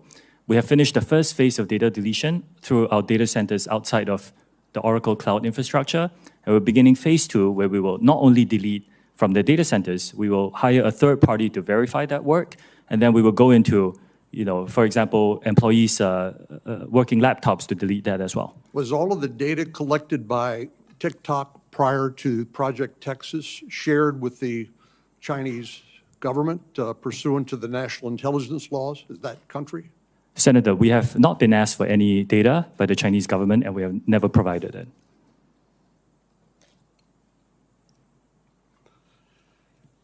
Your company is unique again among the ones represented here today because you're currently undergoing review by the Committee on Foreign Investment in the United States. Is that correct? Senator, yes, there are ongoing discussions, and a lot of our Project Texas work is informed by the discussions with many agencies under the CFIUS umbrella. Well, CFIUS is designed specifically to review foreign investments in the United States for national security risks, correct? Yes, I believe so. And your company is currently being reviewed by this interagency committee at the Treasury Department for potential national security risks. Senator, this review is on a acquisition of Musical.ly, which is an acquisition that was done many years ago. I mean, is this a casual conversation, or are you actually providing information to the Treasury Department about how your platform operates for evaluating a potential national security risk? Senator, it's been many years across 2 administrations and a lot of discussions around how our plans are, how our systems work. We have a lot of robust discussions about a lot of detail. 63% of teens, I understand, use TikTok. Does that sound about right? Senator, I cannot verify that. We know we are popular amongst many age groups. The average age in the US today for our user base is over 30, but we're aware we are popular. And you reside in Singapore with your family, correct? Yes, I reside in Singapore and I work here in the United States as well. And do your children have access to TikTok in Singapore? Senator, if they lived in the United States, I will give them access to our under 13 experience. My children are below the age of 13. My question is, in Singapore, do they have access to TikTok, or is that restricted by domestic law? We do not have an under 13 experience in Singapore. We have that in the United States. Because we were deemed a mixed audience app, and we created under 13 experience in response to that. A Wall Street Journal article published yesterday directly contradicts what your company has stated publicly. According to the journal, employees under the Project Texas say that U.S. user data, including user emails, birth date, IP addresses, continue to be shared with ByteDance staff, again, owned by a Chinese company. Do you dispute that? Yes, Senator. There are many things about that article. They are inaccurate. Where it gets right is that this is a voluntary project that we built. We've spent billions of dollars. There are thousands of employees involved, and it's very difficult because it's unprecedented. Why is it important that the data collected from U.S. users be stored in the United States? Senator, this was a project we built in response to some of the concerns that were raised by members of this committee and others. And that was because of concerns that the data that was stored in China could be accessed by the Chinese Communist Party according to the national intelligence laws, correct? Senator, we are not the only company that does business, that has Chinese employees, for example. We're not even the only company in this room that hires Chinese nationals. But in order to address some of these concerns, we have moved the data into the Oracle Cloud infrastructure. We built a 2,000-person team to oversee the management of the data based here. We walled it off from the rest of the organization, and then we open it up to third parties like Oracle, and we will onboard others to give them third-party validation. This is unprecedented access. I think we are unique in taking even more steps to protect user data in the United States. Well, you've disputed the Wall Street Journal story published yesterday. Are you going to conduct any sort of investigation to see whether there's any truth to the allegations made in the article, or are you just going to dismiss them outright? We're not going to dismiss them. So we have ongoing security inspections, not only by our own personnel, but also by third parties to ensure that the system is rigorous and robust. No system that any one of us can build is perfect. But what we need to do is to make sure that we are always improving it and testing it against bad people who may try to bypass it. And if anyone breaks our policies within our organization, we will take disciplinary action against them. Thanks, Senator Cornyn. Senator Coons. Thank you, Chairman Durbin. First, I'd like to start by thanking all the families that are here today, all the parents who are here because of a child they have lost, all the families that are here because you want us to see you and to know your concern. You have contacted each of us in our offices expressing your grief, your loss, your passion, and your concern. And the audience that is watching can't see this. They can see you, the witnesses from the companies. But this room is packed as far as the eye can see. And when this hearing began, many of you picked up and held pictures of your beloved and lost children. I benefit from and participate in social media, as do many members of the committee and our nation and our world. There are now a majority of people on Earth participating in and in many ways benefiting from one of the platforms you have launched or you lead or you represent. And we have to recognize there are some real positives to social media. It has transformed modern life, but it has also had huge impacts on families, on children, on nations. And there's a whole series of bills championed by members of this committee that tries to deal with the trafficking in illicit drugs, the trafficking in illicit child sexual material, the things that are facilitated on your platforms that may lead to self-harm or suicide. So we've heard from several of the leaders on this committee, the chair and ranking and very talented and experienced senators. The frame that we are looking at this is consumer protection. When there is some new technology, we put in place regulations to make sure that it is not overly harmful. As my friend Senator Klobuchar pointed out, one door flew off of one plane, no one was hurt, and yet the entire Boeing fleet of that type of plane was grounded, and a federal fit-for-purpose agency did an immediate safety review. I'm going to point not to the other pieces of legislation that I think are urgent that we take up and pass, but to the core question of transparency. If you're a company manufacturing a product that is allegedly addictive and harmful, one of the first things we look to is safety information. We try to give our constituents, our consumers, warnings, labels that help them understand what are the consequences of this product and how to use it safely or not. As you've heard pointedly from some of my colleagues, if you sell an addictive, defective, harmful product in this country in violation of regulations and warnings, you get sued.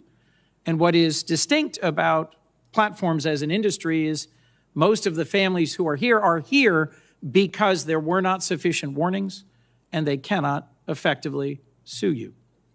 So let me dig in for a moment if I can, because each of your companies voluntarily discloses information about the content and the safety investments you make and the actions you take. There was a question pressed, I think it was by Senator Graham earlier, about TikTok. I believe, Mr. Chu, you said invest $2 billion in safety. My background memo said your global revenue is $85 billion. Mr. Zuckerberg, my background memo says you're investing $5 billion in safety in Meta, and your annual revenue is on the order of $116 billion. So what matters, you can hear some expressions from the parents in the audience. What matters is the relative numbers and the absolute numbers. Your data folks, if there's anybody in this world who understand data, it's you guys. So I want to walk through whether or not these voluntary measures of disclosure of content and harm are sufficient. Because I would argue we're here because they're not. Without better information, how can policymakers know whether the protections you've testified about, the new initiatives, the starting programs, the monitoring, and the takedowns are actually working? How can we understand meaningfully how big these problems are without measuring and reporting data? Mr. Zuckerberg, your testimony referenced a National Academy of Sciences study that said at the population level, there is no proof about harm for mental health. Well, it may not be at the population level, but I'm looking at a room full of hundreds of parents who have lost children.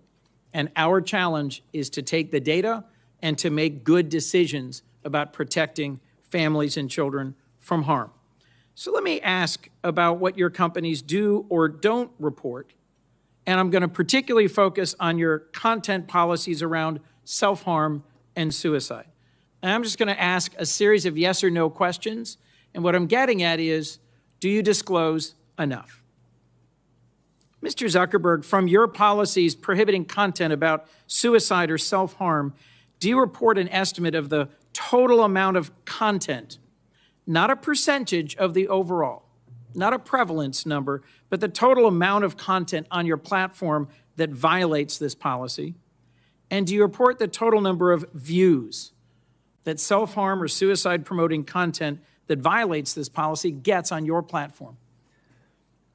Yes, Senator. We pioneered quarterly reporting on our community standards enforcement across all these different categories of harmful content. We focus on prevalence, which you mentioned, because what we're focused on is what % of the content that we take down. So, Mr. Zuckerberg, I'm going to interrupt you, and you're very talented. I have very little time left. I'm trying to get an answer to a question. Not as a percentage of the total, because remember, it's a huge number, so the percentage is small. But do you report the actual amount of content and the amount of views self-harm content received? No, I believe we focus on prevalence. Correct. You don't. Ms. Yakarina, yes or no? You report it or you don't? Senator, as a reminder, we have less than 1% of our users that are between the ages of 13 and 17. Do you report the absolute number of how many images and how often viewed? Posts and accounts that we've taken down in 2023? Yes. We've taken over almost 1 million posts down that in regards to mental health and self-harm. Mr. Chu, do you disclose the number of appearances of these types of content and how many are viewed before they're taken down? Senator, we disclose the number we take down based on each category of violation and how many of that were taken down proactively before it was reported. Mr. Spiegel? Yes, sir, we do disclose. Mr. Citron? Yes, we do. So I've got 3 more questions I'd love to walk through if I had unlimited time. I will submit them for the record. The larger point is that platforms need to hand over more content about how the algorithms work, what the content does, and what the consequences are. Not at the aggregate, not at the population level, but the actual numbers of cases so we can understand the content. In closing, Mr. Chairman, I have a bipartisan bill, the Platform Accountability and Transparency Act, co-sponsored by Senators Cornyn, Klobuchar, Blumenthal on this committee and Senator Cassidy and others. It's in front of the Commerce Committee, not this committee. But it would set reasonable standards for disclosure and transparency to make sure that we're doing our jobs based on data. Yes, there's a lot of emotion in this field, understandably. But if we're going to legislate responsibly about the management of the content on your platforms, we need to have better data. Is there any one of you willing to say now that you support this bill? Mr. Chairman, let the record reflect a yawning silence from the leaders of the social media platforms. Thank you. Thanks, Senator Coons. We're on the first of 2 roll calls, and so please understand if some of the members leave and come back, it's no disrespect. They're doing their job. Senator Lee. Thank you, Mr. Chairman. Tragically, Survivors of sexual abuse are often repeatedly victimized and re-victimized over and over and over again by having non-consensual images of themselves on social media platforms. There's a NCMEC study that pointed out there was one instance of CSAM that reappeared more than 490,000 times after it had been reported. So we need tools in order to deal with this. We need, frankly, laws in order to mandate standards so that this doesn't happen, so that we have a systematic way of getting rid of this stuff, because there is literally no plausible justification, no way of defending this. One tool, one that I think would be particularly effective, is a bill that I'll be introducing later today, and I invite all my committee members to join me. It's called the PROTECT Act. The PROTECT Act would, in pertinent part, require websites to verify age and verify that they've received consent of any and all individuals appearing on their site in pornographic images. And it would also require platforms to have meaningful processes for an individual seeking to have images of him or herself removed in a timely manner. Ms. Iacarino, based on your understanding of existing law, what might it take for a person to have those images removed, say from X? Senator Lee, thank you. It sounds like what you're going to introduce into law in terms of ecosystem-wide and user consent sounds exactly like part of the philosophy of why we're supporting the SHIELD Act, and no one should have to endure non-consensual images being shared online. Yeah, and without that, without laws in place, and it's fantastic anytime a company, as you've described with yours, wants to take those steps, it's very helpful. It can take a lot longer than it should, and sometimes it does, to the point where somebody had images shared 490,000 times after it was reported to the authorities, and that's deeply concerning. But yes, the PROTECT Act would work in tandem with. It's a good complement to the SHIELD Act. Mr. Zuckerberg, let's turn to you next. As you know, I feel strongly about privacy and believe that one of the best protections for an individual's privacy online involves end-to-end encryption.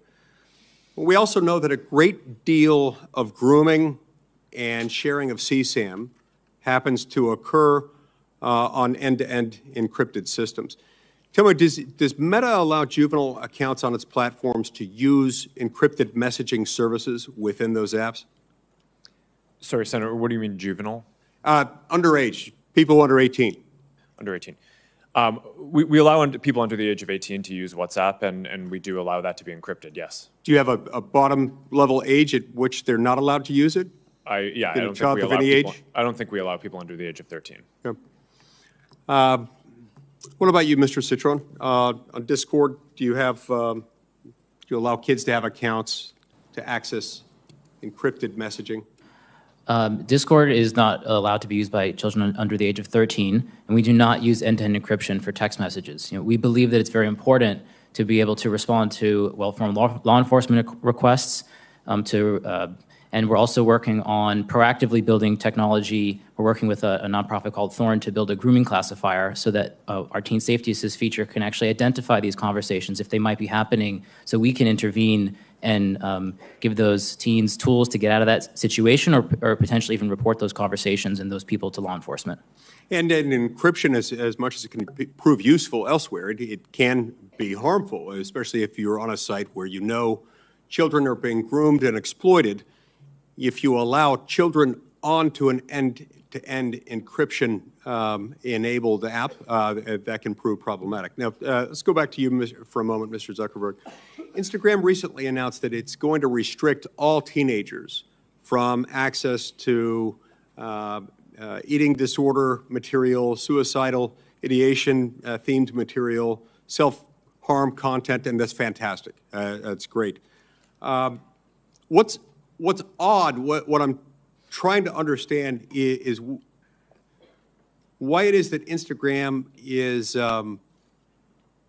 only restricting, it's restricting access to sexually explicit content, but only for teens ages 13 to 15. Why not restrict it for 16 and 17-year-olds as well? Senator, my understanding is that we don't allow sexually explicit content on the service for people of any age. How is that going? You know, our prevalence metrics suggest that I think it's 99% or so of the content that we remove we're able to identify automatically using AI systems. So I think that our efforts in this, while they're not perfect, I think are industry leading. The other thing that you asked about was self-harm content, which is what we recently restricted. And we made that shift. I think the state of the science is shifting a bit. Previously, we believed that when people were thinking about self-harm, it was important for them to be able to express that and get support.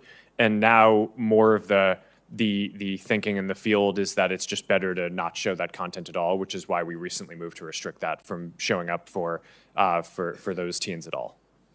Okay, is there a way for parents to make a request on what their kid can see or not see on your sites? There are a lot of parental controls. I'm not sure if I don't think that we currently have a control around topics, but we do allow parents to control the time that the children are on the site.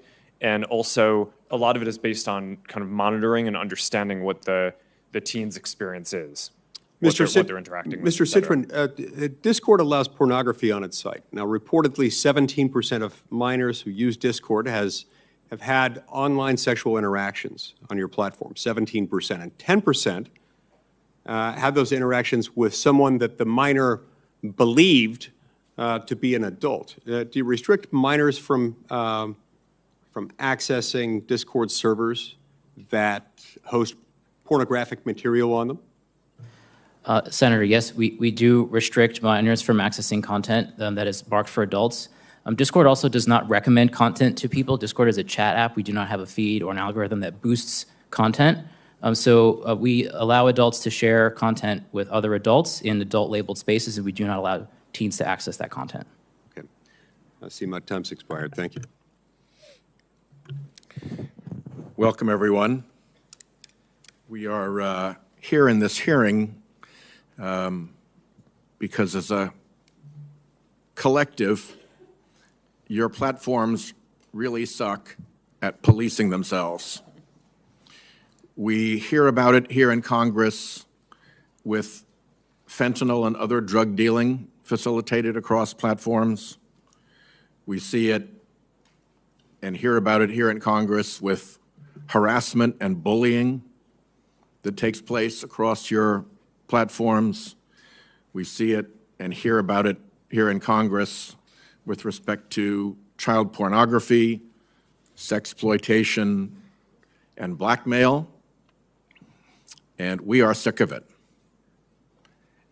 It seems to me that there is a problem with accountability because these conditions continue to persist.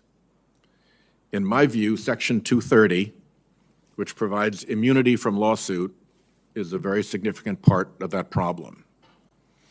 If you look at where bullies have been brought to heel recently, whether it's Dominion finally getting justice against Fox News after a long campaign to try to discredit the election equipment manufacturer, or whether it's the moms and dads of the Sandy Hook victims finally getting justice against InfoWars and its campaign of trying to get people to believe that the massacre of their children was a fake put on by them, or even now, more recently, with a writer getting a very significant judgment against Donald Trump after years of bullying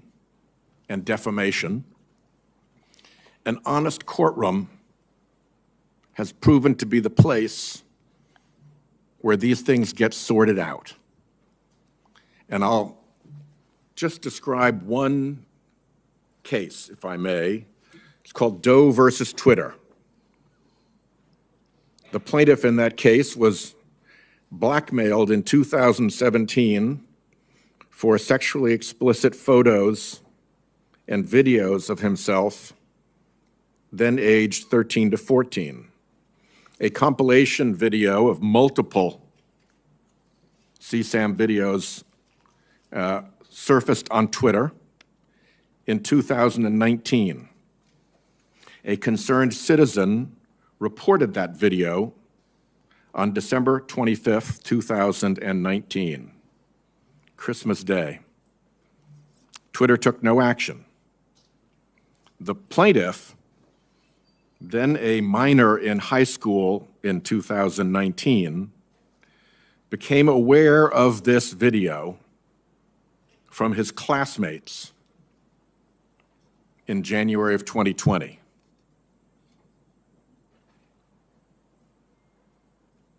You're a high school kid, and suddenly there's that.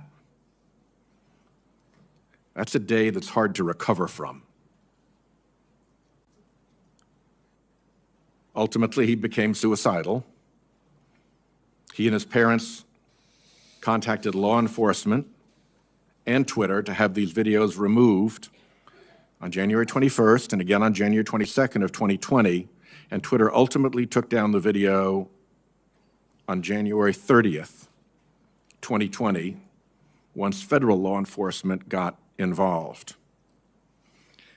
That's a pretty foul set of facts. And when the family sued Twitter for all those months of refusing to take down the explicit video of this child, Twitter invoked Section 230. And the district court ruled that the claim was barred. There is nothing about that set of facts that tells me that Section 230 performed any public service in that regard. I would like to see very substantial adjustments to Section 230 so that the honest courtroom, which brought relief and justice to E. Jean Carroll after months of defamation, which brought silence, peace, and justice to the parents of the Sandy Hook children after months of defamation and bullying by InfoWars and Alex Jones, and which brought significant justice and an end to the campaign of defamation by Fox News to a little company that was busy just making election machines. So I would, my time is running out. I'll turn to, I guess Senator Cruz is next. But I would like to have each of your companies put in writing what exemptions from the protection of Section 230 you would be willing to accept, bearing in mind the fact situation in Doe versus Twitter, bearing in mind the enormous harm that was done to that young person and that family by the non-responsiveness of this enormous platform over months and months and months and months. Again, think of what it's like to be a high school kid and have that stuff up in the public domain and have the company that is holding it out there in the public domain react so disinterestedly. Okay? Will you put that down in writing for me? 1, 2, 3, for 5 yeses. Done. Senator Cruz. Thank you, Mr. Chairman. Social media is a very powerful tool, but we're here because every parent I know, and I think every parent in America, is terrified about the garbage that is directed at our kids. I have 2 teenagers at home, and the phones they have are portals to predators, to viciousness, to bullying, to self-harm. And each of your companies could do a lot more to prevent it. Mr. Zuckerberg, in June of 2023, the Wall Street Journal reported that Instagram's recommendation systems were actively connecting pedophiles to accounts that were advertising the sale of child sexual abuse material. In many cases, those accounts appeared to be run by underage children themselves, often using code words and emojis to advertise illicit material. In other cases, the accounts included indicia that the victim was being sex trafficked. Now, I know that Instagram has a team that works to prevent the abuse and exploitation of children online. But what was particularly concerning about the Wall Street Journal expose was the degree to which Instagram's own algorithm was promoting the discoverability of victims for pedophiles seeking child abuse material. In other words, this material wasn't just living on the dark corners of Instagram. Instagram was helping pedophiles find it by promoting graphic hashtags, including hashtag pedwhore and hashtag preteen sex, to potential buyers. Instagram also displayed the following warning screen to individuals who were searching for child abuse material.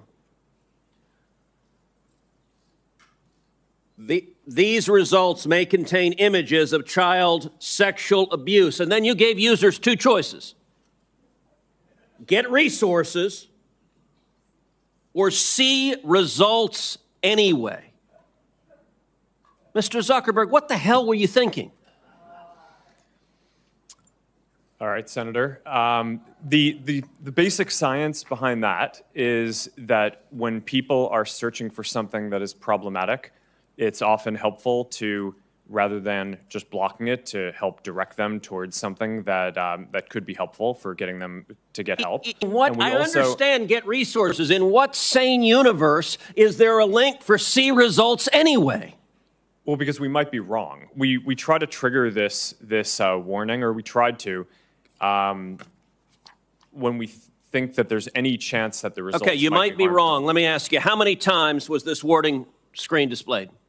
I don't know, but you don't know. Why don't you know?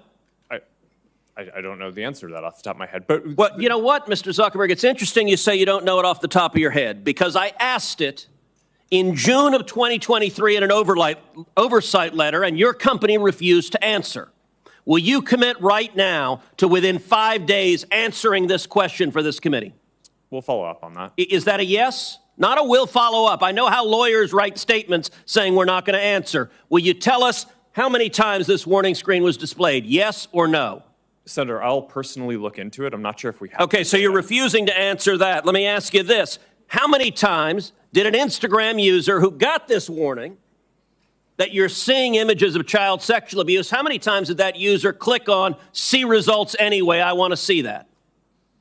Senator, I'm not sure if we stored that, but I'll personally look into this and we'll follow up after. And what follow-up did Instagram do when you have a potential pedophile clicking on, I'd like to see child porn? What did you do next when that happened? Senator, I think that an important piece of context here is that any context that we think is child sexual Mr. Zuckerberg, abuse, that's called a question. What did you do next when someone clicked, you may be getting child sexual abuse images, and they click see results anyway? What was your next step? You said you might be wrong.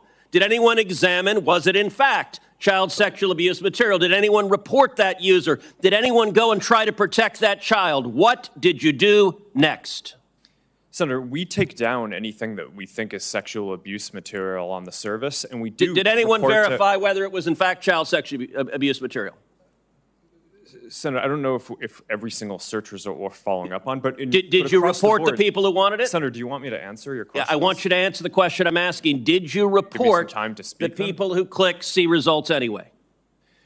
That's probably one of the factors that we use in reporting. And in general, we've reported more people and done more reports like this to NCMEC, the National Center of Missing and Exploited Children, than any other company in the industry. We proactively go out of our way across our services to do this and have made, I think it's more than 26 million reports, which is more than the whole rest of the industry combined. So, Mr. I think that Zuckerberg, an Mr. allegation Zuckerberg, that we your that we don't take company this and every seriously- social media company needs to do much more to protect children. All right, Mr. Chu, in the next couple of minutes I have, I want to turn to you.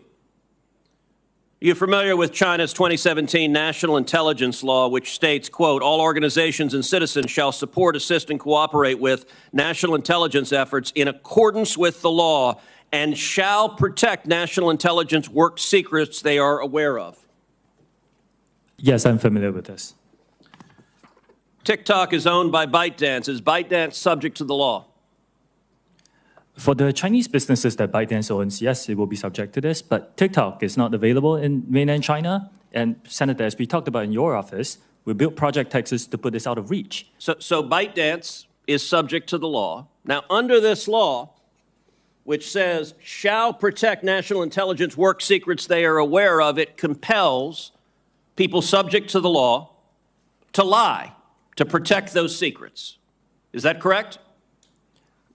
I cannot comment on that.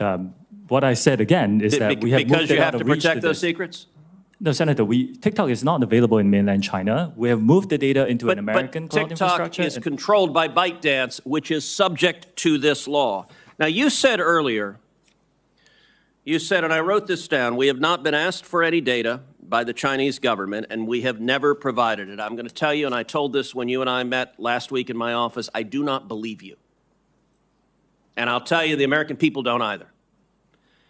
If you look at what is on TikTok in China, you are promoting to kids science and math videos, educational videos, and you limit the amount of time kids can be on TikTok. In the United States, you are promoting to kids self-harm videos and anti-Israel propaganda. Why is there such a dramatic difference? Senator, that is just not accurate. There's not a difference between what kids see in China and what kids see here? Senator, TikTok is not available in China. It's a separate experience there. What I'm saying is... But you have a company that is essentially the same, except it promotes beneficial materials instead of harmful materials. That is not true. We have a lot of science and math content here on TikTok. There's so much of it. I created a STEM feed for 100 billion views. Let me point to this, Mr. Chu. There was a report recently that compared hashtags on Instagram to hashtags on TikTok, and what trended, and the differences were striking. So, for something like hashtag Taylor Swift or hashtag Trump, researchers found roughly 2 Instagram posts for every one on TikTok. That's not a dramatic difference. That difference jumps to 8 to 1 for the hashtag Uyghur. And it jumps to 30 to 1 for the hashtag Tibet. And it jumps to 57 to 1 to the hashtag Tiananmen Square. And it jumps to 174 to 1 for the hashtag Hong Kong protest. Why is it that on Instagram, people can put up a hashtag Hong Kong protest 174 times compared to TikTok? What censorship is TikTok doing at the request of the Chinese government? None. Senator, that analysis is flawed. The analysis is flawed. It's been debunked by other external sources like the Cato Institute. Fundamentally, a few things happen here. Not all videos carry hashtags. That's the first thing. The second thing is that you cannot selectively choose a few words within a certain time period. Why the difference between Taylor Swift and Tiananmen Square? What happened in Tiananmen Square? Senator, there was a massive protest during that time. But what I'm trying to say is our users can freely come and post this Why content. would there be no difference on Taylor Swift, or a minimal difference, and a massive difference on Tiananmen Square or Hong Kong? Senator, could you wrap up, please? Senator, our algorithm does not suppress any content simply based on To this. answer It that doesn't. question, why Yeah. is there a difference? Like I said, I think this analysis is flawed. You're selectively choosing some words over some periods. We haven't been around as There long is as an other apps. obvious difference. 174 to 1 for Hong Kong compared to Taylor Swift is dramatic. Senator Blumenauer. Thanks, Mr. Chairman. Mr. Zuckerberg, Blumenthal, I'm sorry. thank you. I know both of them. That was good enough. Mr. Zuckerberg, you know who Antigone Davis is, correct? Yes. She's one of your top leaders. In September of 2021, she was global head of safety, correct? Yes. And you know that she came before a subcommittee of the Commerce Committee that I chaired at the time, Subcommittee on Consumer Protection, correct? Yes. And she was testifying on behalf of Facebook, right? Meta, but yes. It was then Facebook, but Meta now. And she told us, and I'm quoting, Facebook is committed to building better products for young people and to doing everything we can to protect their privacy, safety, and well-being on our platforms. And she also said, kids' safety is an area where, quote, we are investing heavily, end quote. We now know that statement was untrue. We know it from an internal email that we have received. It's an email written by Nick Clegg. You know who he is, correct? Yes. He was Meta's president of global affairs, and he wrote a memo to you, which you received, correct? It was written to you. So I can't see the email, but sure, I'll assume that you got that correct. And he summarized Facebook's problems. He said, quote, we are not on track to succeed for our core well-being topics: problematic use, bullying and harassment, connections, and SSI, meaning suicidal self-injury. He said also in another memo, quote, we need to do more and we are being held back by a lack of investment. This memo has the date of August 28th, just weeks before that testimony from Antigone Davis, correct? Sorry, Senator, I'm not sure what the date of the testimony was. Well, those are the dates on the emails. Nick Clegg was asking you, pleading with you for resources to back up the narrative, to fulfill the commitments. In effect, Antigone Davis was making promises that Nick Clegg was trying to fulfill, and you rejected that request for 45 to 84 engineers to do well-being or safety. We know that you rejected it from another memo, Nick Clegg's assistant, Tim Colburn, who said, Nick did email Mark, referring to that earlier email, to emphasize his support for the package, but it lost out to the various other pressures and priorities. We've done a calculation that those potentially 84 engineers would have cost Meta about $50 million in a quarter when it earned $9.2 billion. And yet it failed to make that commitment in real terms, and you rejected that request because of other pressures and priorities. That is an example from your own internal document of failing to act, and it is the reason why we can no longer trust Meta and, frankly, any of the other social media. to, in effect, grade their own homework. The public, and particularly the parents in this room, know that we can no longer rely on social media to provide the kind of safeguards that children and parents deserve. And that is the reason why passing the Kids Online Safety Act is so critically important. Mr. Zuckerberg, do you believe that you have a constitutional right to lie to Congress? Senator, no, but I mean, well, let me just you just put up a bunch of things. I mean, I'd like the opportunity let me just clarify to for you. In a lawsuit brought by hundreds of parents, some in this very room, alleging that you made false and misleading statements concerning the safety of your platform for children, you argued in not just one pleading, but twice, in December and then in January, that you have a constitutional right to lie to Congress. Do you disavow that filing in court? Senator, I don't know what filing you're talking about, but I testified honestly and truthfully, and I would like the opportunity to respond to the previous things that you showed as well. Well, I have a few more questions, and let me ask others who are here, because I think it's important to put you on record. Who will support the Kids Online Safety Act? Yes or no? Mr. Citron. There are parts of the act that we think are great. No, it's a yes or no question. I'm going to be running out of time, so I'm assuming the answer is no if you can't answer yes. We very much think that the national privacy standard would be great. Mr. Siegel? Senator, we strongly support the Kids Online Safety Act, and we've already implemented many of its core provisions. Thank you. I welcome that support, along with Microsoft's support. Mr. Chu? Senator, with some changes, we can support it. Well, in its present form, do you support it? Yes or no? We are aware that some groups have raised some concerns. It's important to understand I'll take that as a no. Ms. Yaccarino? Senator, we support COSA and will continue to make sure that it accelerates and make sure it continues to offer community for teens that are seeking that voice. Mr. Zuckerberg?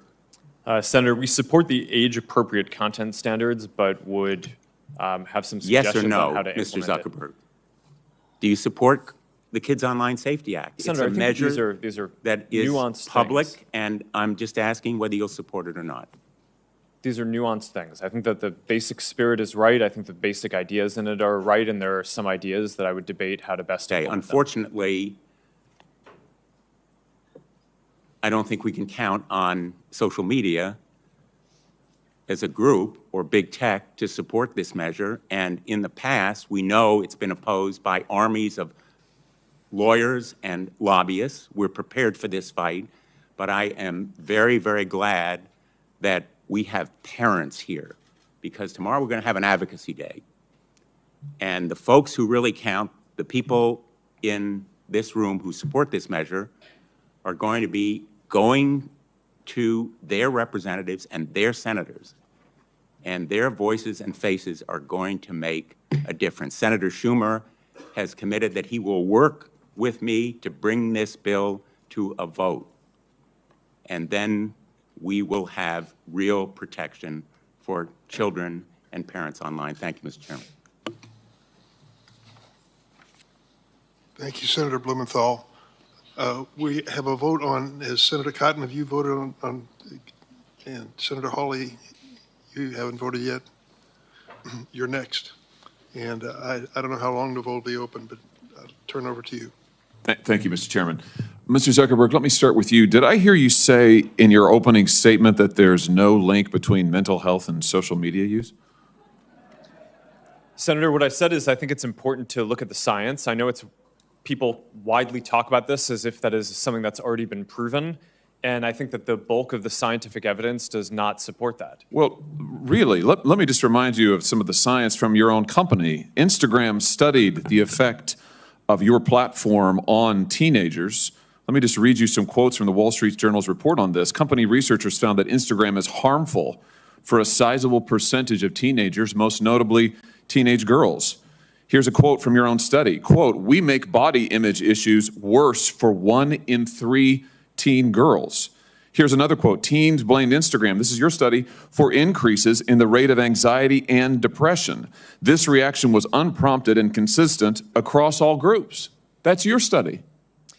Senator, we try to understand the feedback and how people feel about the services. We can improve. Wait a minute. Your own study says that you make life worse for 1 in 3 teenage girls. You increase anxiety and depression. That's what it says. And you're here testifying to us in public that there's no link. You've been doing this for years. For years, you've been coming in public and testifying under oath that there's absolutely no link. Your product is wonderful. The science is nascent, full speed ahead, while internally you know full well your product is a disaster for teenagers. Senator, and yet you that's keep not true. right on doing what you're doing. Right? That's not true.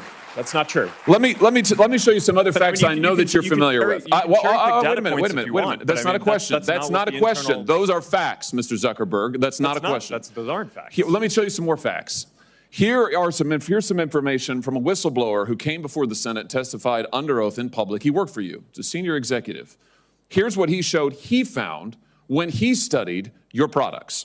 So, for example, this is girls between the ages of 13 and 15 years old. 37% of them reported that they had been exposed to nudity on the platform unwanted in the last 7 days. 24% said that they had experienced unwanted sexual advances they'd been propositioned in the last 7 days. 17% said they had encountered self-harm content pushed at them in the last 7 days. Now, I know you're familiar with these stats because he sent you an email where he lined it all out. I mean, we've got a copy of it right here. My question is, who did you fire for this? Who got fired because of that? Senator, we study all of this because it's important and we want to improve our services. Well, you just told me a second ago you studied it, that there was no linkage. Who did you fire? I said you mischaracterized. 37% of teenage girls between 13 and 15 were exposed to unwanted nudity in a week on Instagram. You knew about it. Who did you fire? Senator, this is why we're building all Who these did you different fire? tools. Senator, I don't think that's. Who did you fire? I'm not going to answer that. Because you didn't fire anybody, right? You didn't take any significant action. It's appropriate to talk about like it's not individual appropriate. HR decisions. Do you know who's sitting behind you? You've got families from across the nation whose children are either severely harmed or gone, and you don't think it's appropriate to talk about steps that you took? The fact that you didn't fire a single person? Let me ask you this. Have you compensated any of the victims? Sorry? Have you compensated any of the victims? These girls, have you compensated them? I don't believe so. Why not? Don't you think they deserve some compensation for what your platform has done? Help with counseling services? Help with dealing with the issues that your services caused? Our job is to make sure that we build tools to help keep people safe. Are you going to compensate them?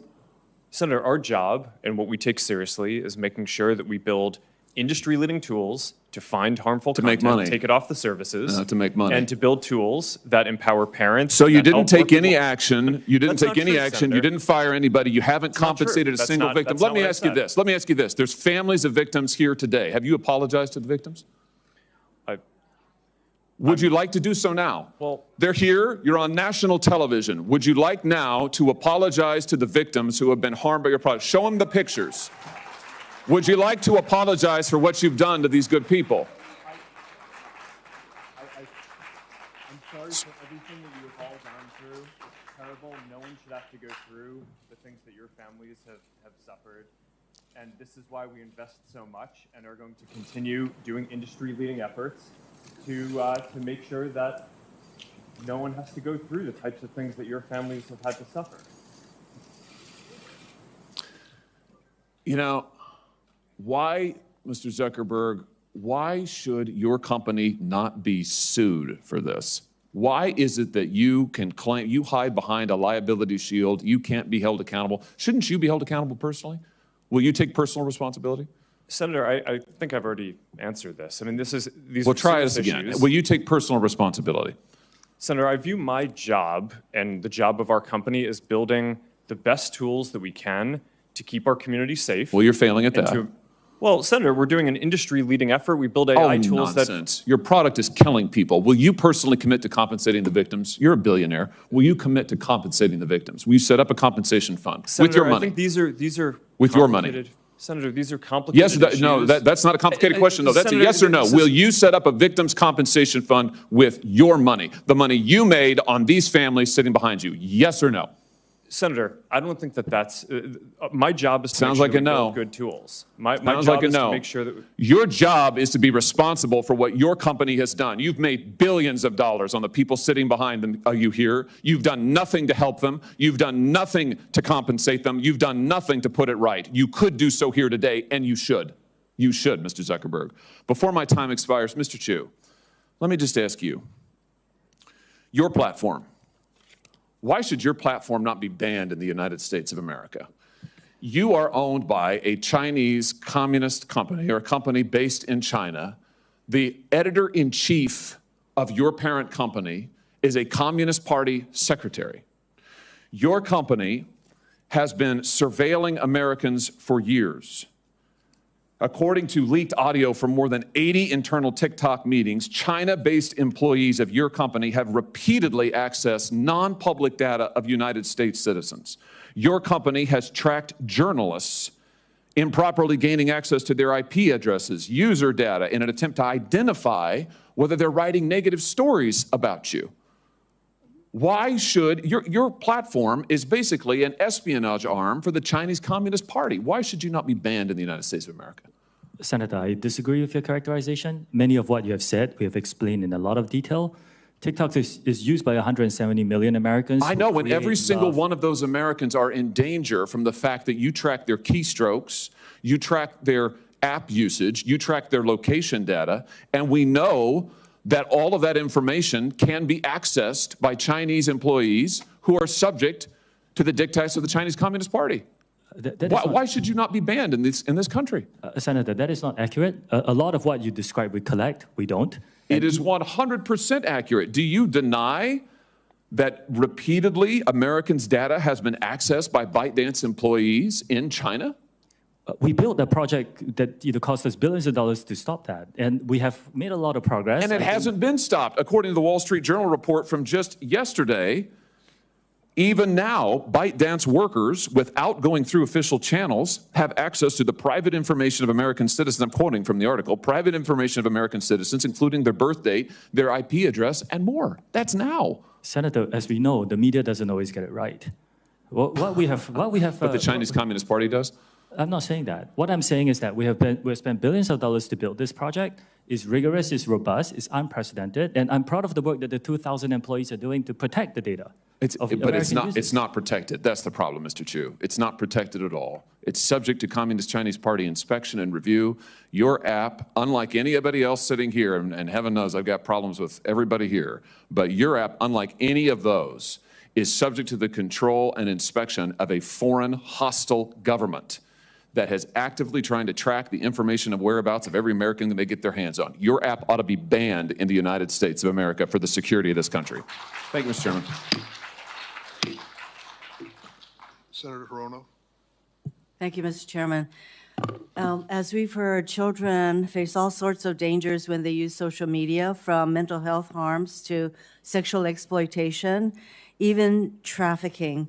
Sex trafficking is a serious problem in my home state of Hawaii, especially for Native Hawaiian victims. That social media platforms are being used to facilitate this trafficking, as well as the creation and distribution of C-scam is deeply concerning, but it's happening. For example, several years ago, a military police officer stationed in Hawaii was sentenced to 15 years in prison for producing C-scam as part of his online exploitation of a minor female. He began communicating with this 12-year-old girl through Instagram. He then used Snapchat to send her sexually explicit photos and to solicit such photos from her. He later used these photos to blackmail her. And just last month, the FBI arrested a neo-Nazi cult leader in Hawaii who lured victims to his Discord server. He used that server to share images of extremely disturbing child sexual abuse material interspersed with neo-Nazi imagery. Members of his child exploitation and hate group are also present on Instagram, Snapchat, X, and TikTok, all of which they use to recruit potential members and victims. In many cases, including the ones I just mentioned, your companies played a role in helping law enforcement investigate these offenders. But by the time of the investigation, so much damage had already been done. This hearing is about how to keep children safe online, and we've listened to all of your testimony, to seemingly impressive safeguards for young users. You try to limit the time that they spend. You require parental consent. You have all of these tools, yet trafficking and exploitation of minors online and on your platforms continues to be rampant. Nearly all of your companies make your money through advertising, specifically by selling the attention of your users. Your product is your users. As a Meta product designer wrote in an email, quote, "Young ones are the best ones. You want to bring people to your service young and early," end quote. In other words, hook them early. Research published last month by Harvard School of Public Health estimates that Snap makes an astounding 41% of its revenues by addressing to users under 18. With TikTok, it's 35%. 7 of the 10 largest Discord servers, attracting many paying users, are for games used primarily by teens, by children. All this is to say that social media companies, yours and others, make money by attracting kids to your platforms. But ensuring safety doesn't make money, it costs money. If you are going to continue to attract kids to your platforms, you have an obligation to ensure they are safe on the platforms, because the current situation is untenable. That is why we're having this hearing. But to ensure safety for our children, that costs money. Your companies cannot continue to profit off young users, only to look the other way when those users, our children, are harmed online. We've had a lot of comments about Section 230 protections. And I think we are definitely heading in that direction. And some of the 5 bills that we have already passed out of this committee talks about limiting the liability protections for you. Last November, this is for Mr. Zuckerberg. Last November, the Privacy Technology Subcommittee heard testimony from Arturo Bejar in response to one of my questions about how to ensure that social media companies focus more on child safety. He said, and I am paraphrasing a little bit, Mr. Bejar said, what will change their behavior is at the moment that Mark Zuckerberg declares earnings, and these earnings have to be declared to the SEC. So he has to say, last quarter we made $34 billion, and the next thing he has to say is how many teens experienced unwanted sexual advances on its platform. Mr. Zuckerberg, will you commit to reporting measurable child safety data on your quarterly earnings reports and calls? Senator, it's a good question. We actually already have a quarterly report that we issue and do a call to answer questions for how we're enforcing our community standards. That includes not just the child safety issues and metrics. So is that a yes? We have a separate call that we do this on, but we've led the I think industry. that you have to report your earnings to the SEC. Will you report to them this kind of data, and by numbers, by the way, because Senator Coons said, and others have said, percentages don't really tell the full story. Will you report to the SEC the number of teens, and sometimes you don't even know whether they're teens or not because they just claim to be adults. Will you report the number of underage children on your platforms who experience unwanted CSAM and other kinds of messaging that harm them? Will you commit to citing those numbers to the SEC when you make your quarterly report? Well, Senator, I'm not sure it would make as much sense to include it in the SEC filing, but we file it publicly so that way everyone can see this. And I'd be happy to follow up and talk about what specific metrics. I think the specific things that some of the ones that you just mentioned around underage people on our services, we don't allow people under the age of 13 on our service. So if we find anyone who's under the age of 13, we remove them from our service. Now, I'm not saying that people don't lie and that there aren't anyone who's under the age of 13 who's using it, but we're not going to be able to count how many people there are, because fundamentally, if we identify that someone is underage, we remove them from the service. I think that's really important that we get actual numbers, because these are real human beings. That's why all these parents and others are here, because each time that a young person is exposed to this kind of unwanted material and they get hooked, it is a danger to that individual. So I'm hoping that you are saying that you do report this kind of information to, if not the SEC, that it is made public. I think I'm hearing that, yes, you do. So. Yes, Senator, I think we report more publicly on our enforcement than any other company in the industry. And we're very supportive of transparency measures. I am running out of time, Mr. Zuckerberg, but so I will follow up with what exactly it is that you do report. Again, for you, when Meta automatically places young people's accounts, and you testified to this, on the most restrictive privacy and content sensitivity sessions, and yet teens are able to opt out of these safeguards. Isn't that right? It's not mandatory that they remain on these settings. They can opt out. Senator, yes, we default teens into a private account so that way they have a private and restricted experience, but some teens want to be creators and want to have content that they share more broadly, and I don't think that that's something that should just blanketly be banned. Why not? I think it should be mandatory that they remain on the more restrictive settings. Senator, I think that there's a lot of teens create amazing things, and I think with the right supervision and parenting and controls, I think that's I don't think that that's the type of thing that you want to just not allow anyone to be able to do. I think you want to make it so that my time is up, but I have to say that there is an argument that you all make for every single thing that we are proposing, and I share the concern that I have about the blanket limitation on liabilities that we provide all of you, and I think that has to change, and that is on us, on Congress, to make that change. Thank you, Mr. Chairman. Thank you, Senator Rono. Senator Cotton. Mr. Chu, let's cut straight to the chase. Is TikTok under the influence of the Chinese Communist Party? No, Senator, we are a private business. Okay, so you can see that your parent, ByteDance, is subject to the 2017 national security law, which requires Chinese companies to turn over information to the Chinese government and conceal it from the rest of the world. You concede that, correct? Senator, the Chinese That's no business. question. You conceded it early. Any company that does, any global business that does business in China has to follow their local laws. Isn't it the case that ByteDance also has an internal Chinese Communist Party committee? Like I said, all businesses that operate in China have to follow their local law. So your parent company is subject to the national security law that requires it to answer to the party. It has its own internal Chinese Communist Party committee. You answer to that parent company, but you expect us to believe that you're not under the influence of the Chinese Communist Party? I understand this concern, Senator, which is why we built Project Texas. It was a yes or no question. Okay. Well, you used to work for ByteDance, didn't you? You were the CFO for ByteDance?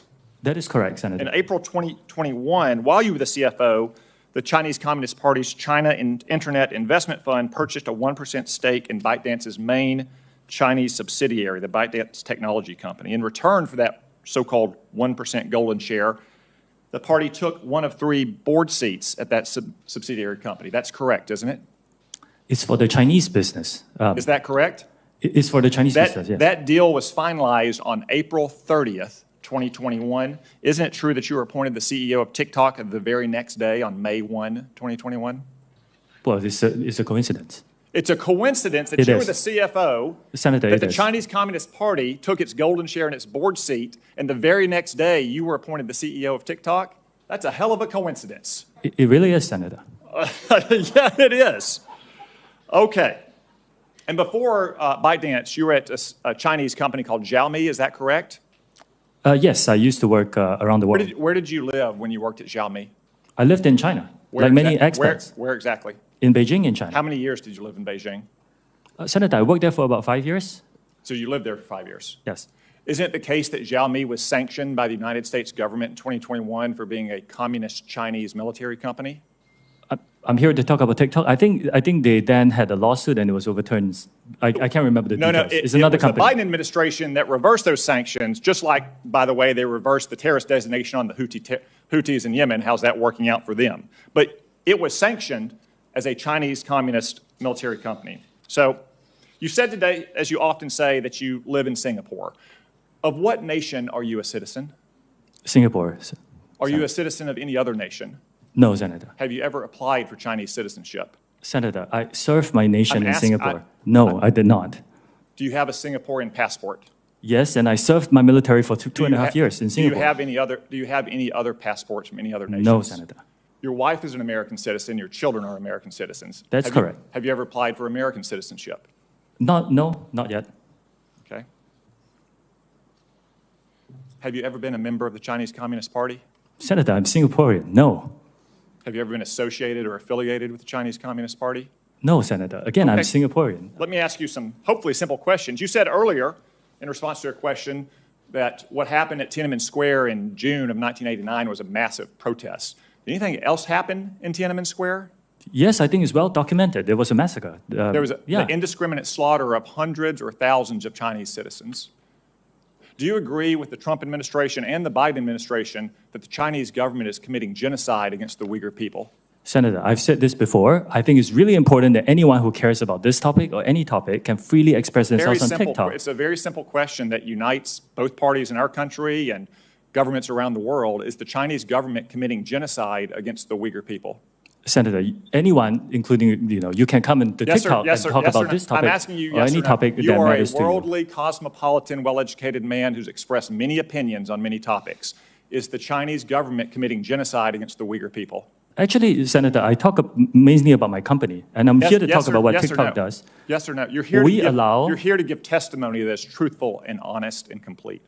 Let me ask you this. Joe Biden last year said that Xi Jinping was a dictator. Do you agree with Joe Biden that Xi Jinping a dictator? Senator, I'm not going to comment on any world leaders. Why won't you answer these very simple questions? Senator, it's not appropriate for me as a businessman to comment on world leaders. Are you scared that you'll lose your job if you say anything negative about the Chinese Communist Party? I disagree that. You will find content that is critical of China on our The platform. next time you go on, are you scared that you'll be arrested and disappear the next time you go to mainland China? Senator, you will find content that's critical of China and any All right. other country freely on TikTok. Okay.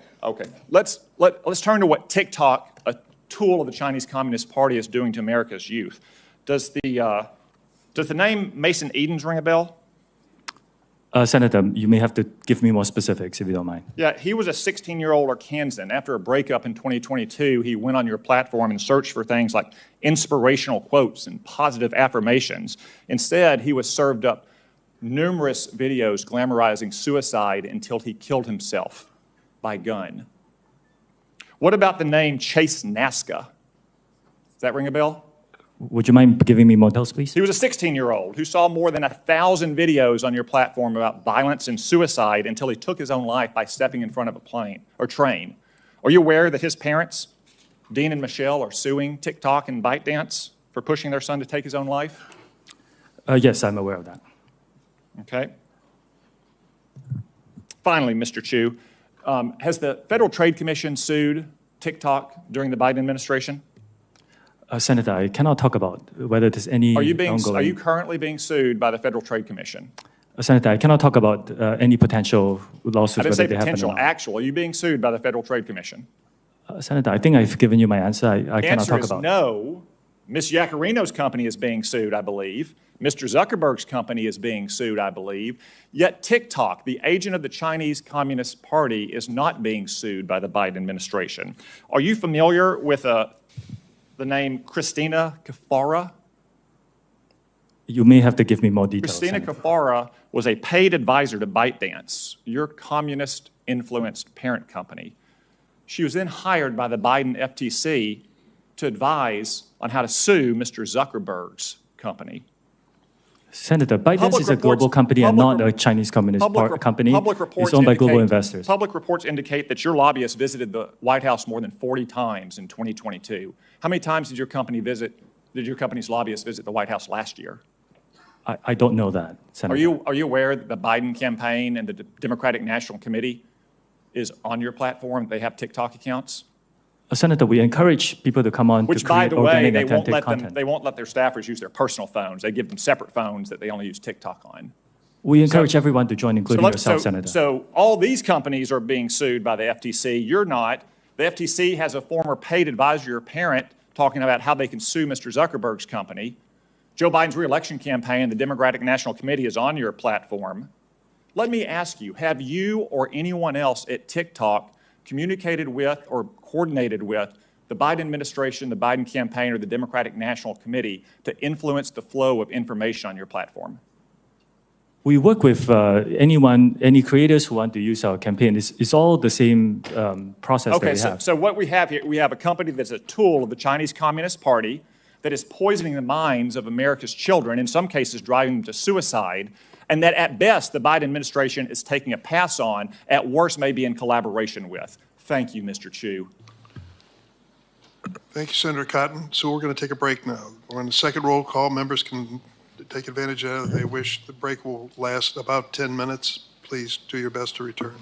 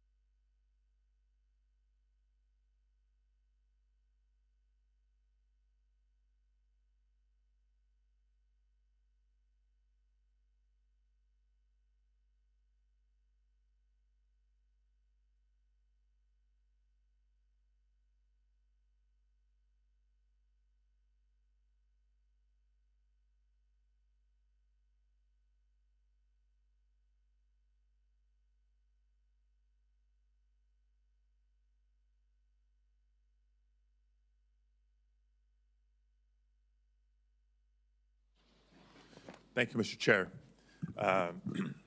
Colleagues, as we reconvene, I'm proud once again to share that I am one of the few senators with younger children. And I lead with that because as we are having this conversation today, it's not lost on me that between my children, who are all now in the teen and preteen category, and their friends, I see this issue very up close and personal. And in that spirit, I want to take a second to just acknowledge and thank all the parents who are in the audience today, many of whom have shared their stories with our offices, and I credit them for finding strength through their suffering, through their struggle, and channeling that into the advocacy that is making a difference. I thank all of you.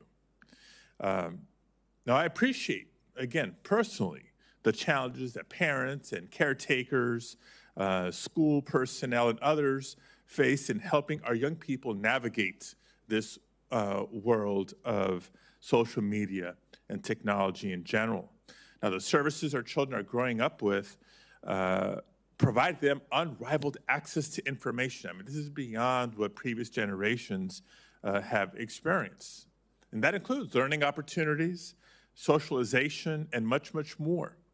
But we also clearly have a lot of work to do to better protect our children from the predators and predatory behavior that these technologies have enabled. And yes, Mr. Zuckerberg, that includes exacerbating the mental health crisis in America.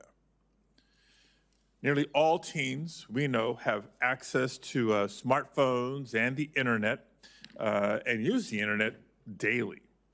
And while guardians do have primary responsibility for caring for our children, the old adage says it takes a village. And so society as a whole, including leaders in the tech industry, must prioritize the health and safety of our children. Now, dive into my questions now and be specific, platform by platform, witness by witness, on the topic of some of the parental tools you have each made reference to. Mr. Citron, how many minors are on Discord, and how many of them have caretakers that have adopted your Family Center tool? And if you don't have the numbers, just say that quickly and provide that to our office. We can follow up with you on that. How have you ensured that young people in their gardens are aware of the tools that you offer? We make it very clear to teens on our platform what tools are available, and our Teen Safety Assist is enabled by default. What specifically do you do? What may be clear to you is not clear to the general public. So what do you do, in your opinion, to make it very clear? So our Teen Safety Assist, which is a feature that helps teens keep themselves safe, in addition to blocking and blurring images that may be sent to them, that is on by default for teen accounts, and it cannot be turned off. We also have, we market and to our teen users directly on our platform. We launched our Family Center. We create a promotional video. We put it directly on our product. So when every teen opened the app, in fact, every user opened the app, they got an alert like, hey, Discord has this, they want you to use it. Thank you. Look forward to the data that we're requesting from Mr. Zuckerberg. Across all of Meta services, from Instagram, Facebook, Messenger, and Horizon, how many minors use your applications? And of those minors, how many have a caretaker that has adopted the parental supervision tools that you offer? Sorry, I can follow up with the specific stats on that. Okay, it would be very helpful, not just for us to know, but for you to know as the leader of your company. And how, same question, how are you ensuring that young people and their gardens are aware of the tools that you offer? We run pretty extensive ad campaigns, both on our platforms and outside. We work with creators and organizations like Girl Scouts to make sure that this is broadly, that there's broad awareness of the tools. Okay. Mr. Spiegel, how many minors use Snapchat? And of those minors, how many have caretakers that are registered with your Family Center? Senator, I believe approximately, in the United States, there are approximately 20 million teenage users of Snapchat. I believe approximately 200,000 parents use Family Center, and about 400,000 teens have linked their account to their parents using Family Center. So 200,000, 400,000 sounds like a big number, but small in percentage of the minors using Snapchat. What are you doing to ensure that young people in their gardens are aware of the tools you offer? Senator, we create a banner for Family Center on the user's profiles so that accounts we believe may be of the age that they could be parents can see the entry point into Family Center easily. Mr. Chu, how many minors are on TikTok, and how many of them have a caregiver that uses your family tools? Senator, I need to get back to you on the specific numbers, but we were one of the first platforms to give what we call family pairing to parents. You go to settings, you turn on the QR code, your teenager's QR code and yours, you scan it. And what it allows you to do is you can set screen time limits, you can filter out some keywords, you can turn on the more restricted mode. And we're always talking to parents. I met a group of parents and teenagers and high school teachers last week to talk about what more we can provide in the family pairing mode. Ms. Yacarino, how many minors use X, and are you planning to implement safety measures or guidance for caretakers like your peer companies have? Thank you, Senator. Less than 1% of all U.S. users are between the ages of 13 and 17. Less than 1% of how many? Of 90 million U.S. users. Okay, so still hundreds of thousands. Continue. Yes, yes, and every single one is very important. Being a 14-month-old company, we have reprioritized child protection and safety measures, and we have just begun to talk about and discuss how we can enhance those with parental controls. Let me continue with a follow-up question for Mr. Citron. In addition to keeping parents informed about the nature of various internet services, there's a lot more we obviously need to do. For today's purposes, while many companies offer a broad range of quote-unquote user empowerment tools, it's helpful to understand whether young people even find these tools helpful. So appreciate you sharing your Teen Safety Assist and the tools and how you're advertising it, but have you conducted any assessment of how these features are impacting minors' use of your platform?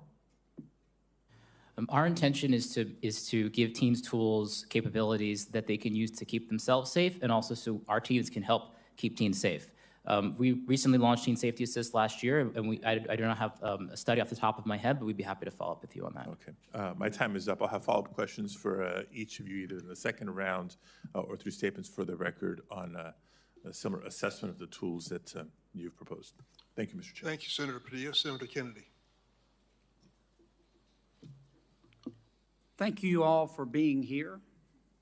Mr. Spiegel, I see you hiding down there. What does yada, yada, yada mean? I'm not familiar with the term, Senator. Very uncool. Can we agree that what you do, not what you say, what you do is what you believe and everything else is just cottage cheese? Yes, Senator.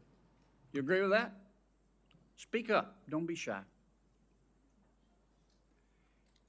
I've listened to you today. I've heard a lot of yada, yada, yadaing. And I've heard you talk about the reforms you've made, and I appreciate them. And I've heard you talk about the reforms you're going to make. But I don't think you're going to solve the problem. I think Congress is going to have to help you. I think the reforms you're talking about to some extent are going to be like putting paint on rotten wood. And I'm not sure you're going to support this legislation. I'm not. The fact is that you and some of your internet colleagues who are not here are no longer, you're not companies, you're countries. You're very, very powerful. And you and some of your colleagues who are not here have blocked everything we have tried to do in terms of reasonable regulation. Everything from privacy to child exploitation. And in fact, we have a new definition of recession. A recession is when, we know we're in a recession when Google has to lay off 25 members of Congress. That's what we're down to. We're also down to this fact that your platforms are hurting children. I'm not saying they're not doing some good things, but they're hurting children. And I know how to count votes, and if this bill comes to the floor of the United States Senate, it will pass. What we're going to have to do, and I say this with all the respect I can muster, is convince my good friend Senator Schumer to go to Amazon, buy a spine online, and bring this bill to the Senate floor. And the House will then pass it. Now, that's one person's opinion. I may be wrong, but I doubt it. Mr. Zuckerberg, let me ask you a couple of questions. Might wax a little philosophical here. I have to hand it to you. You have convinced over 2 billion people to give up all of their personal information, every bit of it, in exchange for getting to see what their high school friends had for dinner Saturday night. That's pretty much your business model, isn't it? It's not how I would characterize it. And we give people the ability to connect with the people they care about and to engage with the topics that they care about. And you take this information, this abundance of personal information, and then you develop algorithms to punch people's hot buttons, and send and steer to them information that punches their hot buttons again and again and again to keep them coming back and to keep them staying longer. And as a result, your users see only one side of an issue. And so, to some extent, your platform has become a killing field for the truth, hasn't it? I mean, Senator, I disagree with that characterization. We build ranking and recommendations because people have a lot of friends and a lot of interests, and they want to make sure that they see the content that's relevant to them. We're trying to make a product that's useful to people and make our services as helpful as possible for people to connect with the people they care about and the interests they care about. But you don't show them both sides. You don't give them balanced information. You just keep punching their hot buttons, punching their hot buttons. You don't show them balanced information so people can discern the truth for themselves. And you rev them up so much that so often your platform and others becomes just cesspools of snark where nobody learns anything, don't they? Well, Senator, I disagree with that. I think people can engage in the things that they're interested in and learn quite a bit about those. We have done a handful of different experiments and things in the past around news and trying to show content on a diverse set of perspectives. I think that there's more that needs to be explored there, but I don't think that we can solve that by ourselves. One of the things that I saw... I'm sorry to cut you off, Mr. President, but I'm going to run out of time.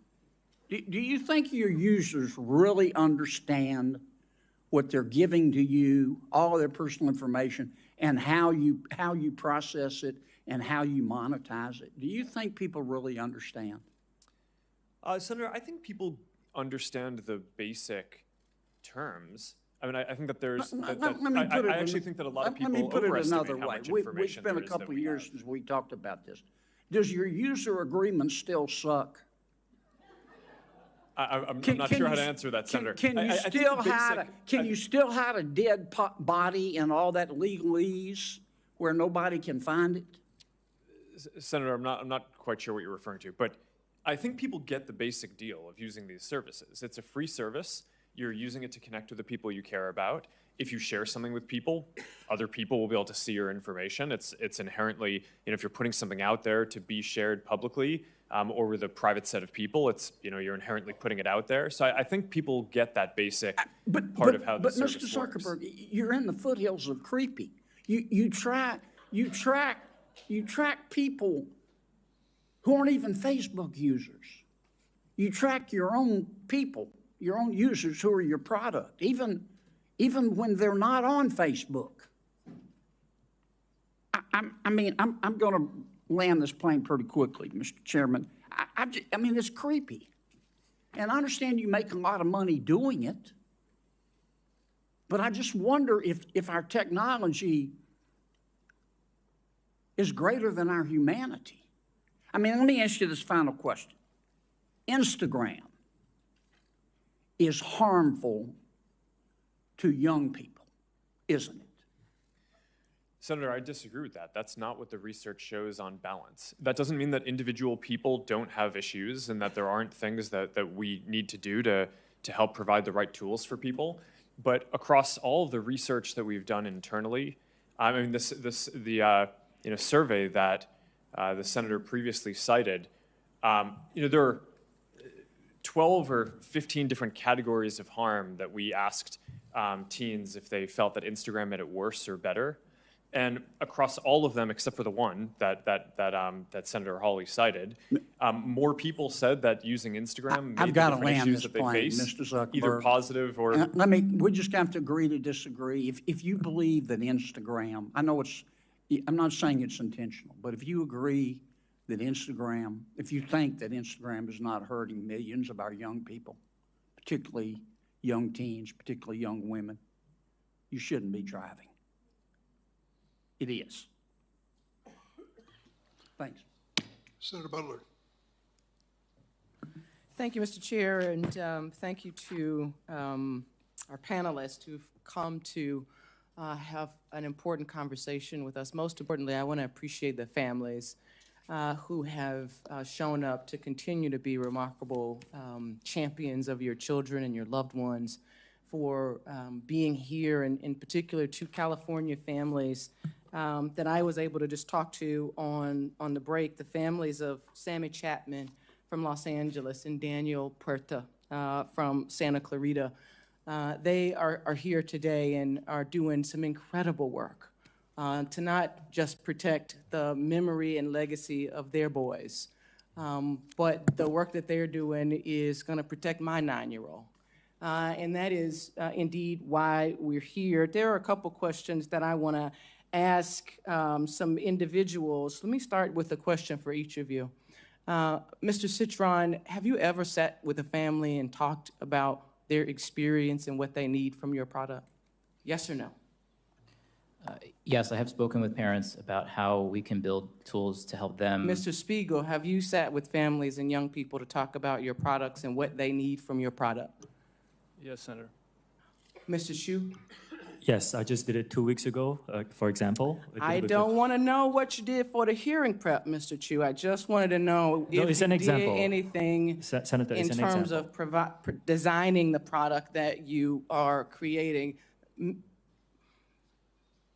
Mr. Zuckerberg, have you sat with parents and young people to talk about how you design product for your consumers? Yes, over the years, I've had a lot of conversations with parents. You know, that's interesting, Mr. Zuckerberg, because we talked about this last night and you gave me a very different answer. I asked you this very question. Well, I told you that I didn't know what specific processes our company had. No, Mr. for Zuckerberg, answering. you said to me that you had not. I must have misspoke. I want to give you the room to misspeak, Mr. Zuckerberg, but I asked you this very question. I asked all of you this question, and you told me a very different answer when we spoke. But I won't belabor it. Can I, a number of you have talked about X, Ms. Giacarino, have you talked to parents directly, young people, about designing your product? As a new leader of X, the answer is yes. I've spoken to them about the behavioral patterns because less than 1% of our users are in that age group, but yes, I have spoken to them. Thank you, ma'am. Mr. Spiegel, there are a number of parents whose children have been able to access illegal drugs on your platform. What do you say to those parents? Senator, we are devastated that we cannot To the parents, what do you say to those parents, Mr. Spiegel? I'm so sorry that we have not been able to prevent these tragedies. We work very hard to block all search terms related to drugs from our platform. We proactively look for and detect drug-related content. We remove it from our platform, preserve it as evidence, and then we refer it to law enforcement for action. We've worked together with nonprofits and with families on education campaigns because the scale of the fentanyl epidemic is extraordinary. Over 100,000 people lost their lives last year, and we believe people need to know that one pill can kill. That campaign reached was viewed more than 260 million times on Snapchat. We also Mr. Spiegel, there are two fathers in this room who lost their sons. They're 16 years old. Their children were able to get those pills from Snapchat. I know that there are statistics and I know that there are good efforts. None of those efforts are keeping our kids from getting access to those drugs on your platform. As a California company, all of you, I've talked with you about what it means to be a good neighbor and what California families and American families should be expecting from you. You owe them more than just a set of statistics. And I look forward to you showing up on all pieces of this legislation, all of you, showing up on all pieces of legislation to keep our children safe. Mr. Zuckerberg, I want to come back to you. I talked with you about being a parent to a young child who doesn't have a phone, is not on social media at all. And one of the things that I am deeply concerned with as a parent to a young Black girl is the utilization of filters on your platform that would suggest to young girls utilizing your platform the evidence that they are not good enough as they are. I want to ask more specifically and refer to some unredacted court documents that reveal that your own researchers concluded that these face filters that mimic plastic surgery negatively impact youth mental health indeed and well-being. Why should we believe that because that you are going to do more to protect young women and young girls when it is that you give them the tools to affirm the self-hate that is spewed across your platforms? Why is it that we should believe that you are committed to doing anything more to keep our children safe? Sorry, there's a lot to unpack there. There is a lot. We give people tools to express themselves in different ways. And people use face filters and different tools to make media and photos and videos that are fun or interesting across a lot of the different products that are Plastic surgery pins are good tools to express creativity. Senator, I'm not speaking to that Skin specifically. lightening tools are tools Senator, to express creativity. This is the direct thing that I'm asking about. I'm not defending any specific one of those. I think that the ability to kind of filter and edit images is generally a useful tool for expression.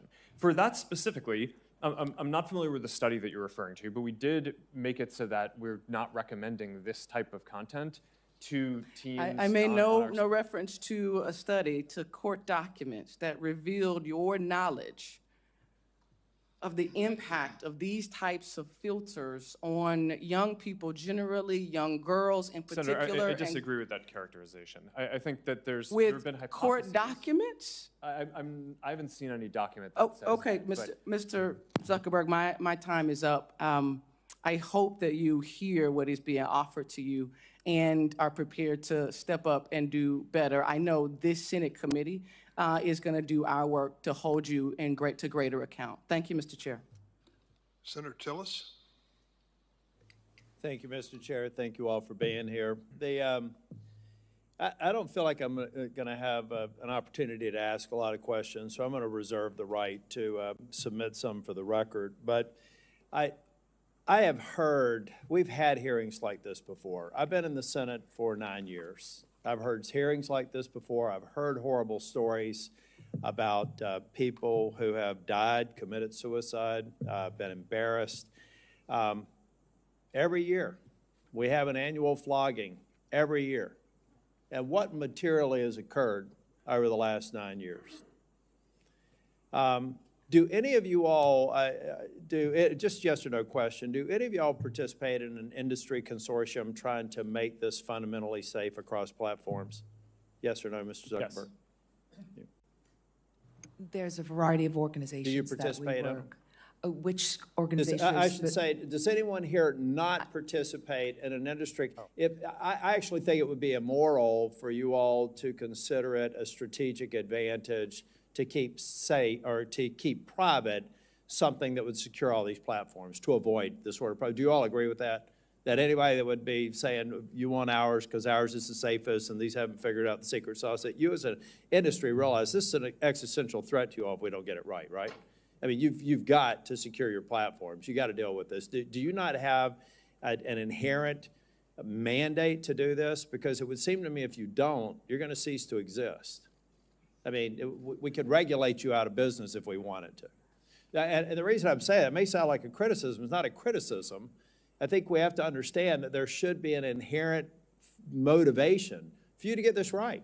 Our Congress will make a decision that could potentially put you out of business. Here's the reason I have a concern with that, though. I just went on the internet while I was listening intently to all the other members speaking, and I found a dozen different platforms outside the United States, 10 of which are in China, 2 of which are in Russia. Their daily average subscriber or active membership numbers in the billions. Well, people say you can't get on China's version of TikTok. It took me one quick search on my favorite search engine to find out exactly how I could get an account on this platform today. And so the other thing that we have to keep in mind, I come from technology. I could figure out, ladies and gentlemen, I could figure out how to influence your kid without them ever being on a social media platform. I can randomly send text and get a bite and then find out an email address and get compromising information. It is horrible to hear some of these stories, and I have shared and I've had these stories occur in my hometown down in North Carolina. But if we only come here and make a point today and don't start focusing on making a difference, which requires people to stop shouting and start listening and start passing language here, the bad actors are just going to be off our shores. I have another question for you all. How many people roughly, if you don't know the exact numbers, okay, roughly how many people do you have looking 24 hours a day at these horrible images? And just go real quick with an answer down the line and filtering it out. It's most of the 40,000 about people who work on safety and security. again? We have 2,300 people all over the world. Okay. We have 40,000 trust and safety professionals around the world. We have approximately 2,000 people dedicated to trust and safety and content moderation. Our platform is much smaller than these folks. We have hundreds of people, and it's looking at content, and 15% of our workforce. I'm only mentioning these people have a horrible job. Many of them experience, they have to get counseling for all the things they see. We have evil people out there. And we're not going to fix this by shouting past or talking past each other. We're going to fix this by every one of y'all being at the table and hopefully coming closer to what I heard one person say, supporting a lot of the good bills, like one that I hope Senator Blackburn mentions when she gets a chance to talk. But guys, if you're not at the table and securing these platforms, you're going to be on it. And the reason why I'm not okay with that is that if we ultimately destroy your ability to create value and drive you out of business, the evil people will find another way to get to these children. And I do have to admit, I don't think my mom's watching this one, but there is good. We can't look past good that is occurring. My mom, who lives in Nashville, Tennessee, and I talked yesterday, and we talked about a Facebook post that she made a couple of days ago. We don't let her talk to anybody else. That connects my 92-year-old mother with her grandchildren and great-grandchildren. That lets a kid who may feel awkward in school to get into a group of people and relate to people. Let's not throw out the good because we haven't all together focused on rooting out the bad.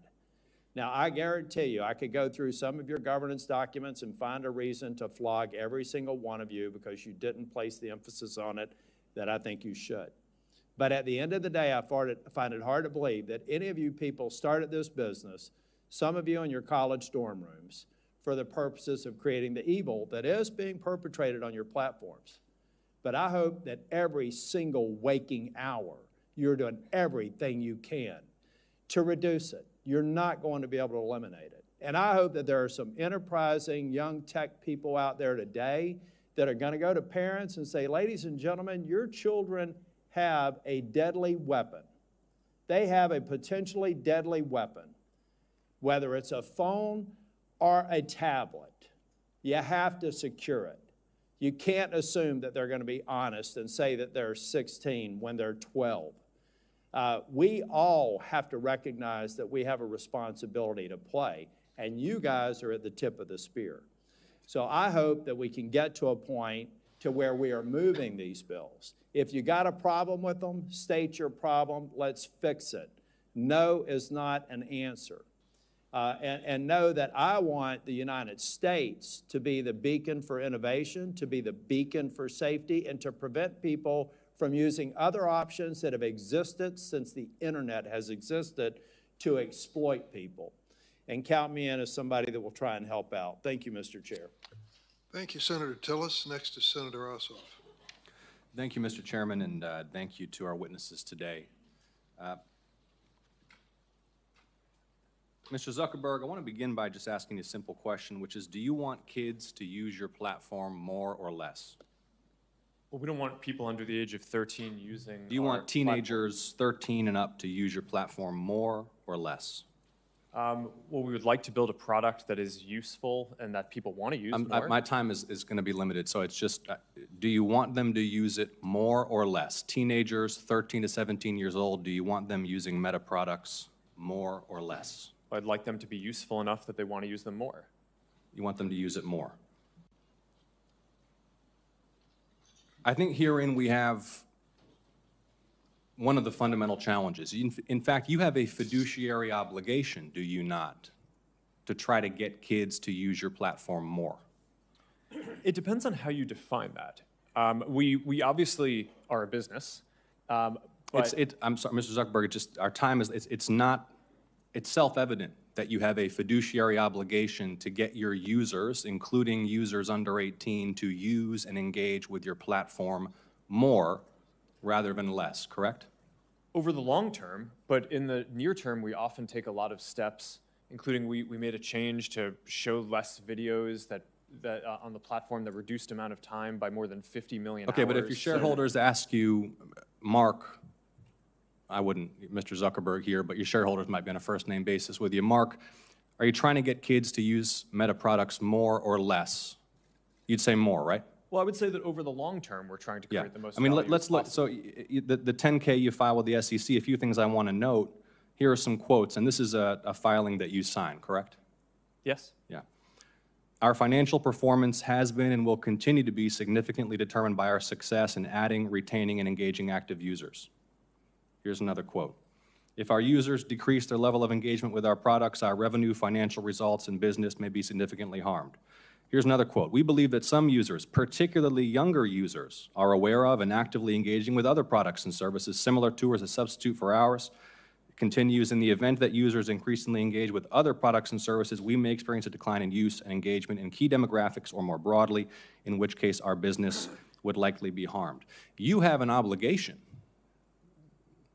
as the chief executive to encourage your team to get kids to use your platform more. Senator, Fundamental, I think this is... is that not self-evident? You have a fiduciary Senator, obligation to your shareholders to get kids to use your platform more. I think that the thing that's not intuitive is the direction is to make the products more useful, so that way people want to use them more. We don't give the teams running the Instagram feed or the Facebook feed a goal to increase the amount of time that people spend. Yeah, but you don't dispute, and your 10K makes clear you want your users engaging more and using more the platform. And I think this gets to the root of the challenge, because it's the overwhelming view of the public, certainly in my home state of Georgia, and we've had some discussions about the underlying science, that this platform is harmful for children. I mean, you are familiar with, and not just your platform, by the way, social media in general. 2023 report from the Surgeon General about the impact of social media on kids' mental health, which cited evidence that kids who spend more than 3 hours a day on social media have double the risk of poor mental health outcomes, including depression and anxiety. Are you familiar with that Surgeon General report and the underlying study? I read the report, yes. Do you dispute it?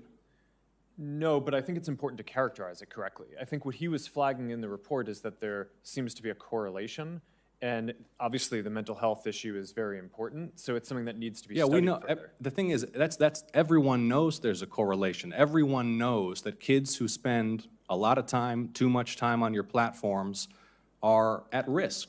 And it's not just the mental health issues. I mean, let me ask you another question. Is your platform safe for kids? I believe it is, but there's an important difference between correlation and causation.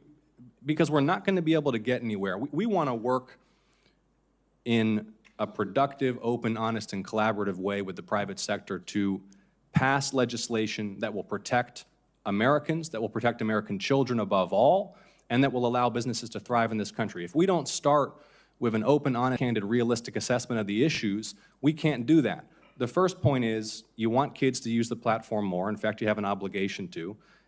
But if you're not willing to acknowledge that it's a dangerous place for children, the internet is a dangerous place for children, not just your platform, isn't it? Isn't the internet a dangerous place for children?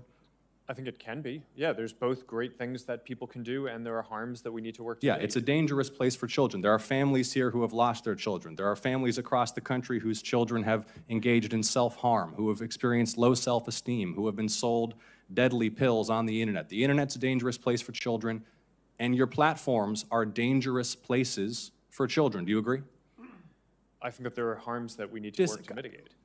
Okay. I mean, I'm not going to, I think overall Why not? there... Why not? Why not just acknowledge it? Why do we have to do the very careful code? I disagree with the characterization Which character, that you have. that the internet's a dangerous place for children?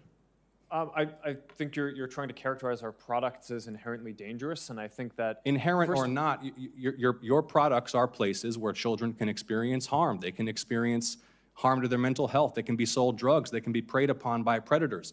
They're dangerous places. And yet, you have an obligation to promote the use of these platforms by children. And look, all I'm trying to suggest to you, Mr. Zuckerberg, and my time is running short, is that in order for you to succeed, you and your colleagues here, we have to acknowledge these basic truths. We have to be able to come before the American people, the American public, the people in my state of Georgia, and acknowledge the internet is dangerous, including your platforms. There are predators lurking. There are drugs being sold. There are harms to mental health that are taking a huge toll on kids' quality of life. And yet, you have this incentive, not just you, Mr. Zuckerberg, all of you have an incentive to boost, maximize use, utilization, and engagement. And that is where public policy has to step in to make sure that these platforms are safe for kids. So kids are not dying, so kids are not overdosing, so kids are not cutting themselves or killing themselves because they're spending all day scrolling instead of playing outside. And I appreciate all of you for your testimony. We will continue to engage as we develop this legislation. Thank you. Senator from Tennessee.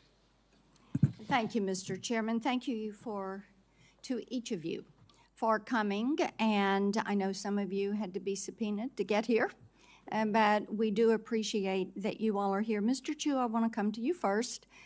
We've heard that you're looking at putting a headquarters in Nashville and likewise in Silicon Valley and Seattle. And what you're going to find probably is that the welcome mat is not going to be rolled out for you in Nashville like it would be in California. There are a lot of people in Tennessee that are very concerned about the way TikTok is basically building dossiers on our kids, the way they are building those on their virtual you. And also that information is held in China, in Beijing, as you responded to Senator Blumenthal and I last year in reference to that question. And we also know that a major music label yesterday said they were pulling all of their content off your site because of your issues on payment, on artificial intelligence, and because of the negative impact on our kids' mental health. So we will see how that progresses. Mr. Zuckerberg, I want to come to you.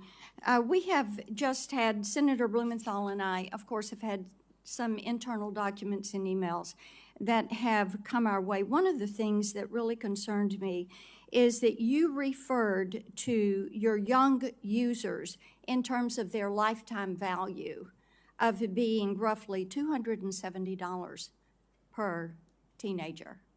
And each of you should be looking at these kids. Their T-shirts they're wearing today say, I'm worth more than $270. We've got some standing up in those T-shirts. Now,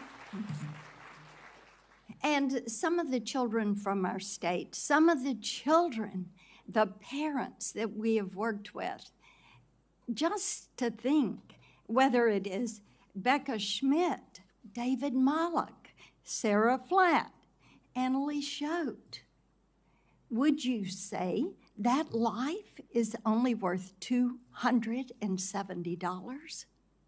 What could possibly lead you? I mean, I listened to that. I know you're a dad. I'm a mom. I'm a grandmom. And how could you possibly even have that thought? It is astounding to me. And I think this is one of the reasons that states, 42 states, are now suing you because of features that they consider to be addictive, that you are pushing forward. And in the emails that we've got from 2021 that go from August to November, there is the staff plan that is being discussed. And Antigone Davis, Nick Clegg, Sheryl Sandberg, Chris Cox, Alex Schultz, Adam Masseri are all on this chain of emails on the well-being plan. And then we get to one, Nick did email Mark for emphasis, to emphasize his support for the package, but it sounds like it lost out to various other pressures and priorities. See, this is what bothers us. Children are not your priority. Children are your product. Children you see as a way to make money. And children, protecting children in this virtual space, you made a conscious decision. Even though Nick Clegg and others were going through the process of saying, this is what we do. These documents are really illuminating, and it just shows me that growing this business, expanding your revenue, what you were going to put on those quarterly filings, that was the priority. The children were not. It's very clear. I want to talk with you about the pedophile ring because that came up earlier, and the Wall Street Journal reported on that. And one of the things that we found out was after that became evident, then you didn't take that content down. And it was content that showed that teens were for sale and were offering themselves to older men. And you didn't take it down because it didn't violate your community standards. Do you know how often a child is bought or sold for sex in this country? Every 2 minutes. Every 2 minutes, a child is bought or sold for sex. That's not my stat. That is a TBI stat. Now, finally, this content was taken down after a congressional staffer went to Meta's global head of safety. So would you please explain to me and to all these parents why explicit predatory content does not violate your platform's terms of service or your community standards? Sure, Senator. Let me try to address all of the things that you just said.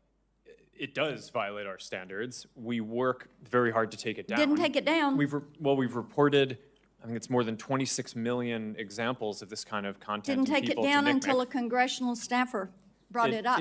It may be that in this case, we made a mistake and missed something. I but think we you have, make a lot of mistakes, But we so have, let's we have move leading on. teams that I want to identify more talk than... with you about your Instagram Creators Program and about the push. We found out through these documents that you actually are pushing forward because you want to bring kids in early. You see these younger teenagers as valuable but an untapped audience, quoting from the emails, and suggesting teens are actually household influencers to bring their younger siblings into your platform, into Instagram.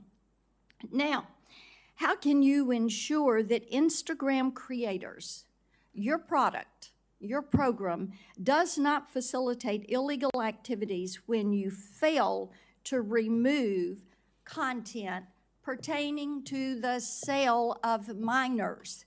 And it is happening once every 2 minutes in this country. Senator, our tools for identifying that kind of content are industry leading. That doesn't mean we're perfect. There are definitely issues that we have, but we continue to invest a ton in it. Yes, there are a lot that is slipping through. It appears that you're trying to be the premier sex trafficking Of course site not, Senator. in this country. Senator, that's ridiculous. No, it Senator, is not ridiculous. You want to turn around and tell these people content that, on our platforms, and why don't you take it down? We do take it We down. are here discussing. We do We more need work to you take it all down to than- work than- with than- us. No, you're not. You are not. And the problem is, we've been working on this. Senator Welch is over there. We've been working on this stuff for a decade. You have an army of lawyers and lobbyists that have fought us on this every step of the way. You work with NetChoice, the Cato Institute, Taxpayers Protection Alliance, and Chamber of Progress to actually fight our bipartisan legislation to keep kids safe online. So are you going to stop funding these groups? Are you going to stop lobbying against this and come to the table and work with us? Yes or no? Senator, we have a... Yes or no? Of course we'll work with you on the legislation. Okay, the door is open. We've got all these bills. You need to come to the table. Each and every one of you need to come to the table. And you need to work with us. Kids are dying.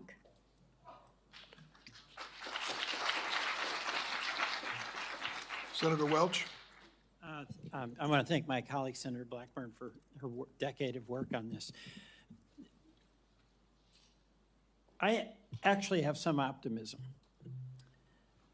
There is a consensus today that didn't exist, say, 10 years ago, that there is a profound threat to children, to mental health, to safety.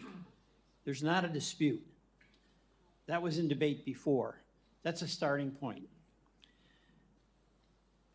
Secondly, we're identifying concrete things that can be done in 4 different areas.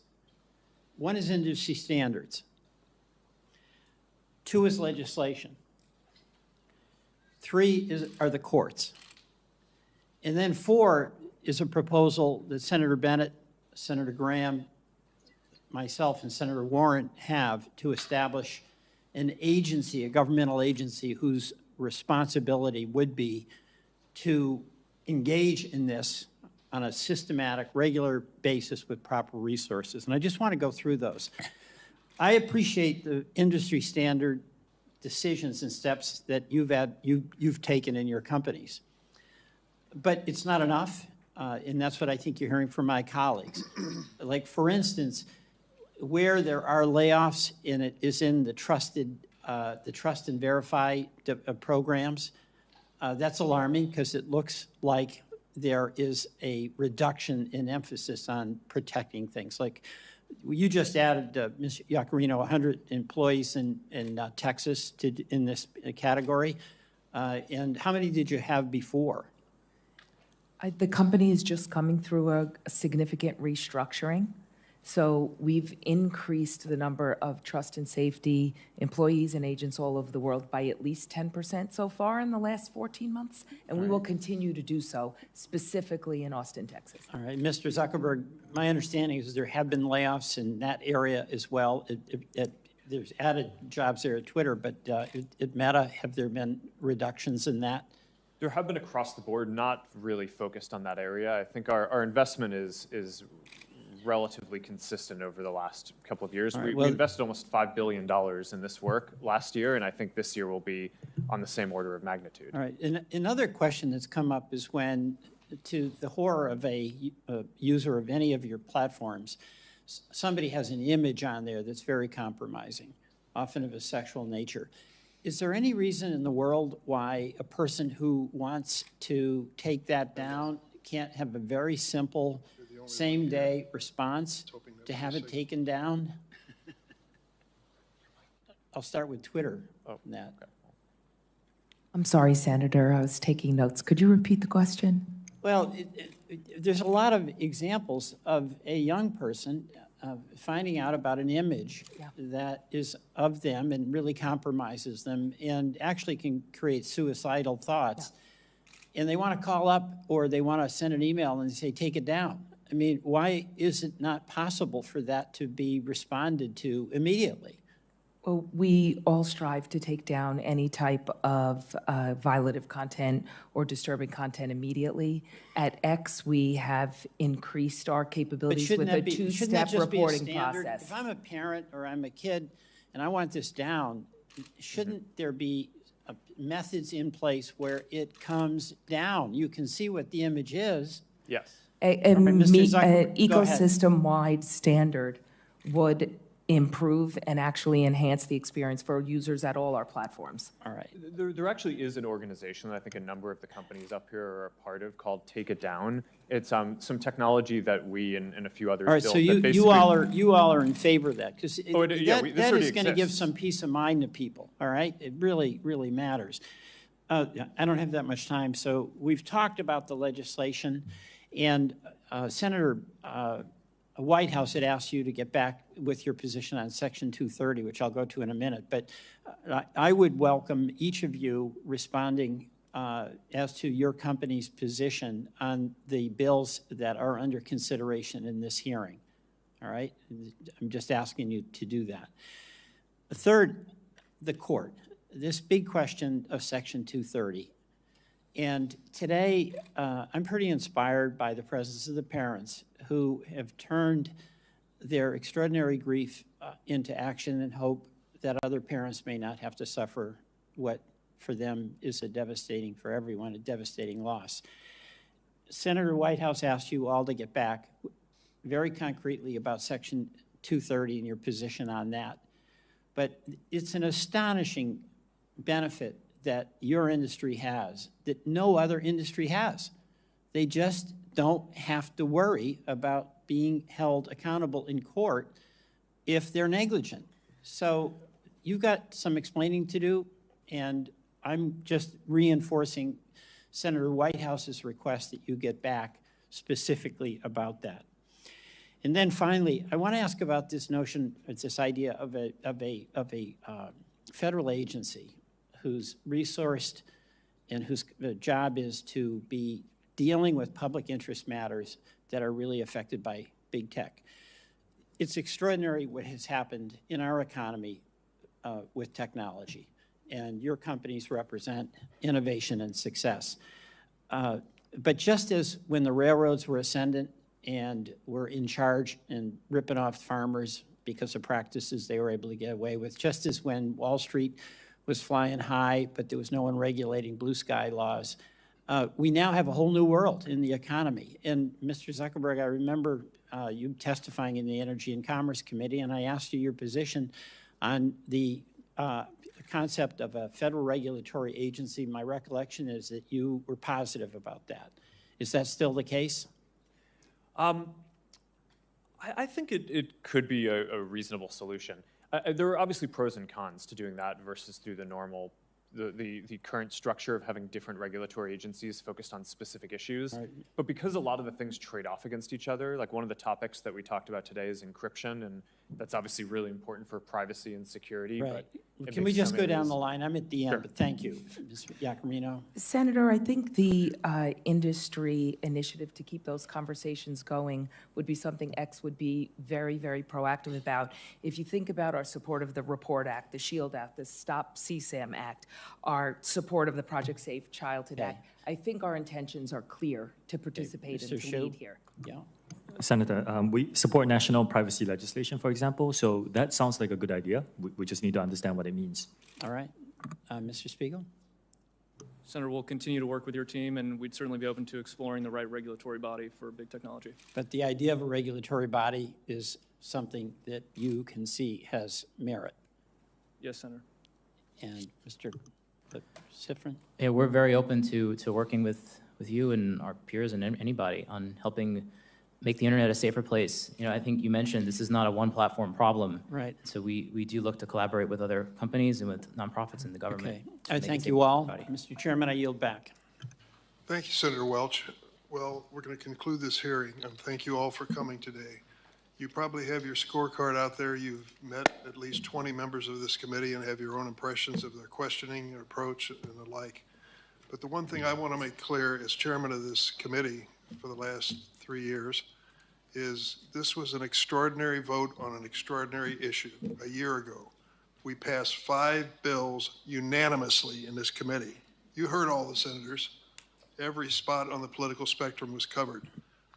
Every single senator voted unanimously in favor of the 5 pieces of legislation we've discussed today.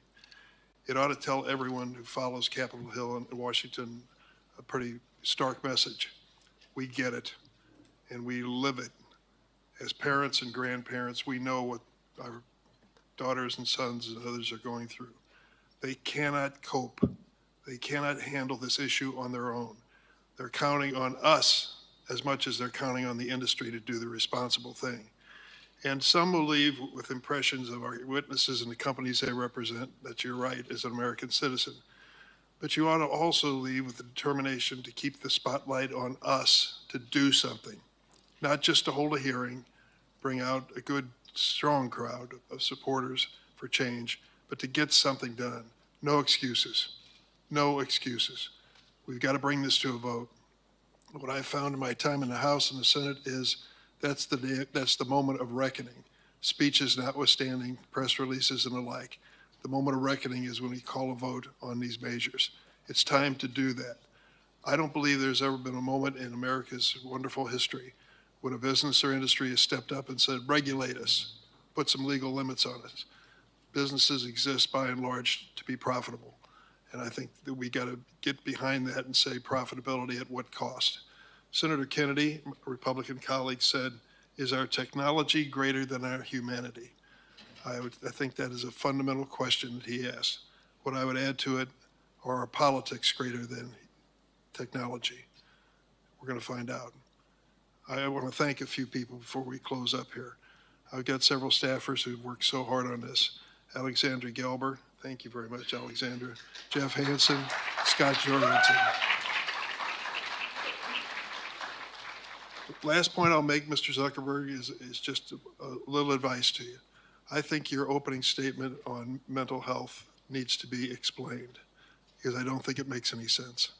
There is a parent in this room who's had a child that's gone through an emotional experience like this that wouldn't tell you and me they changed right in front of my eyes. They changed.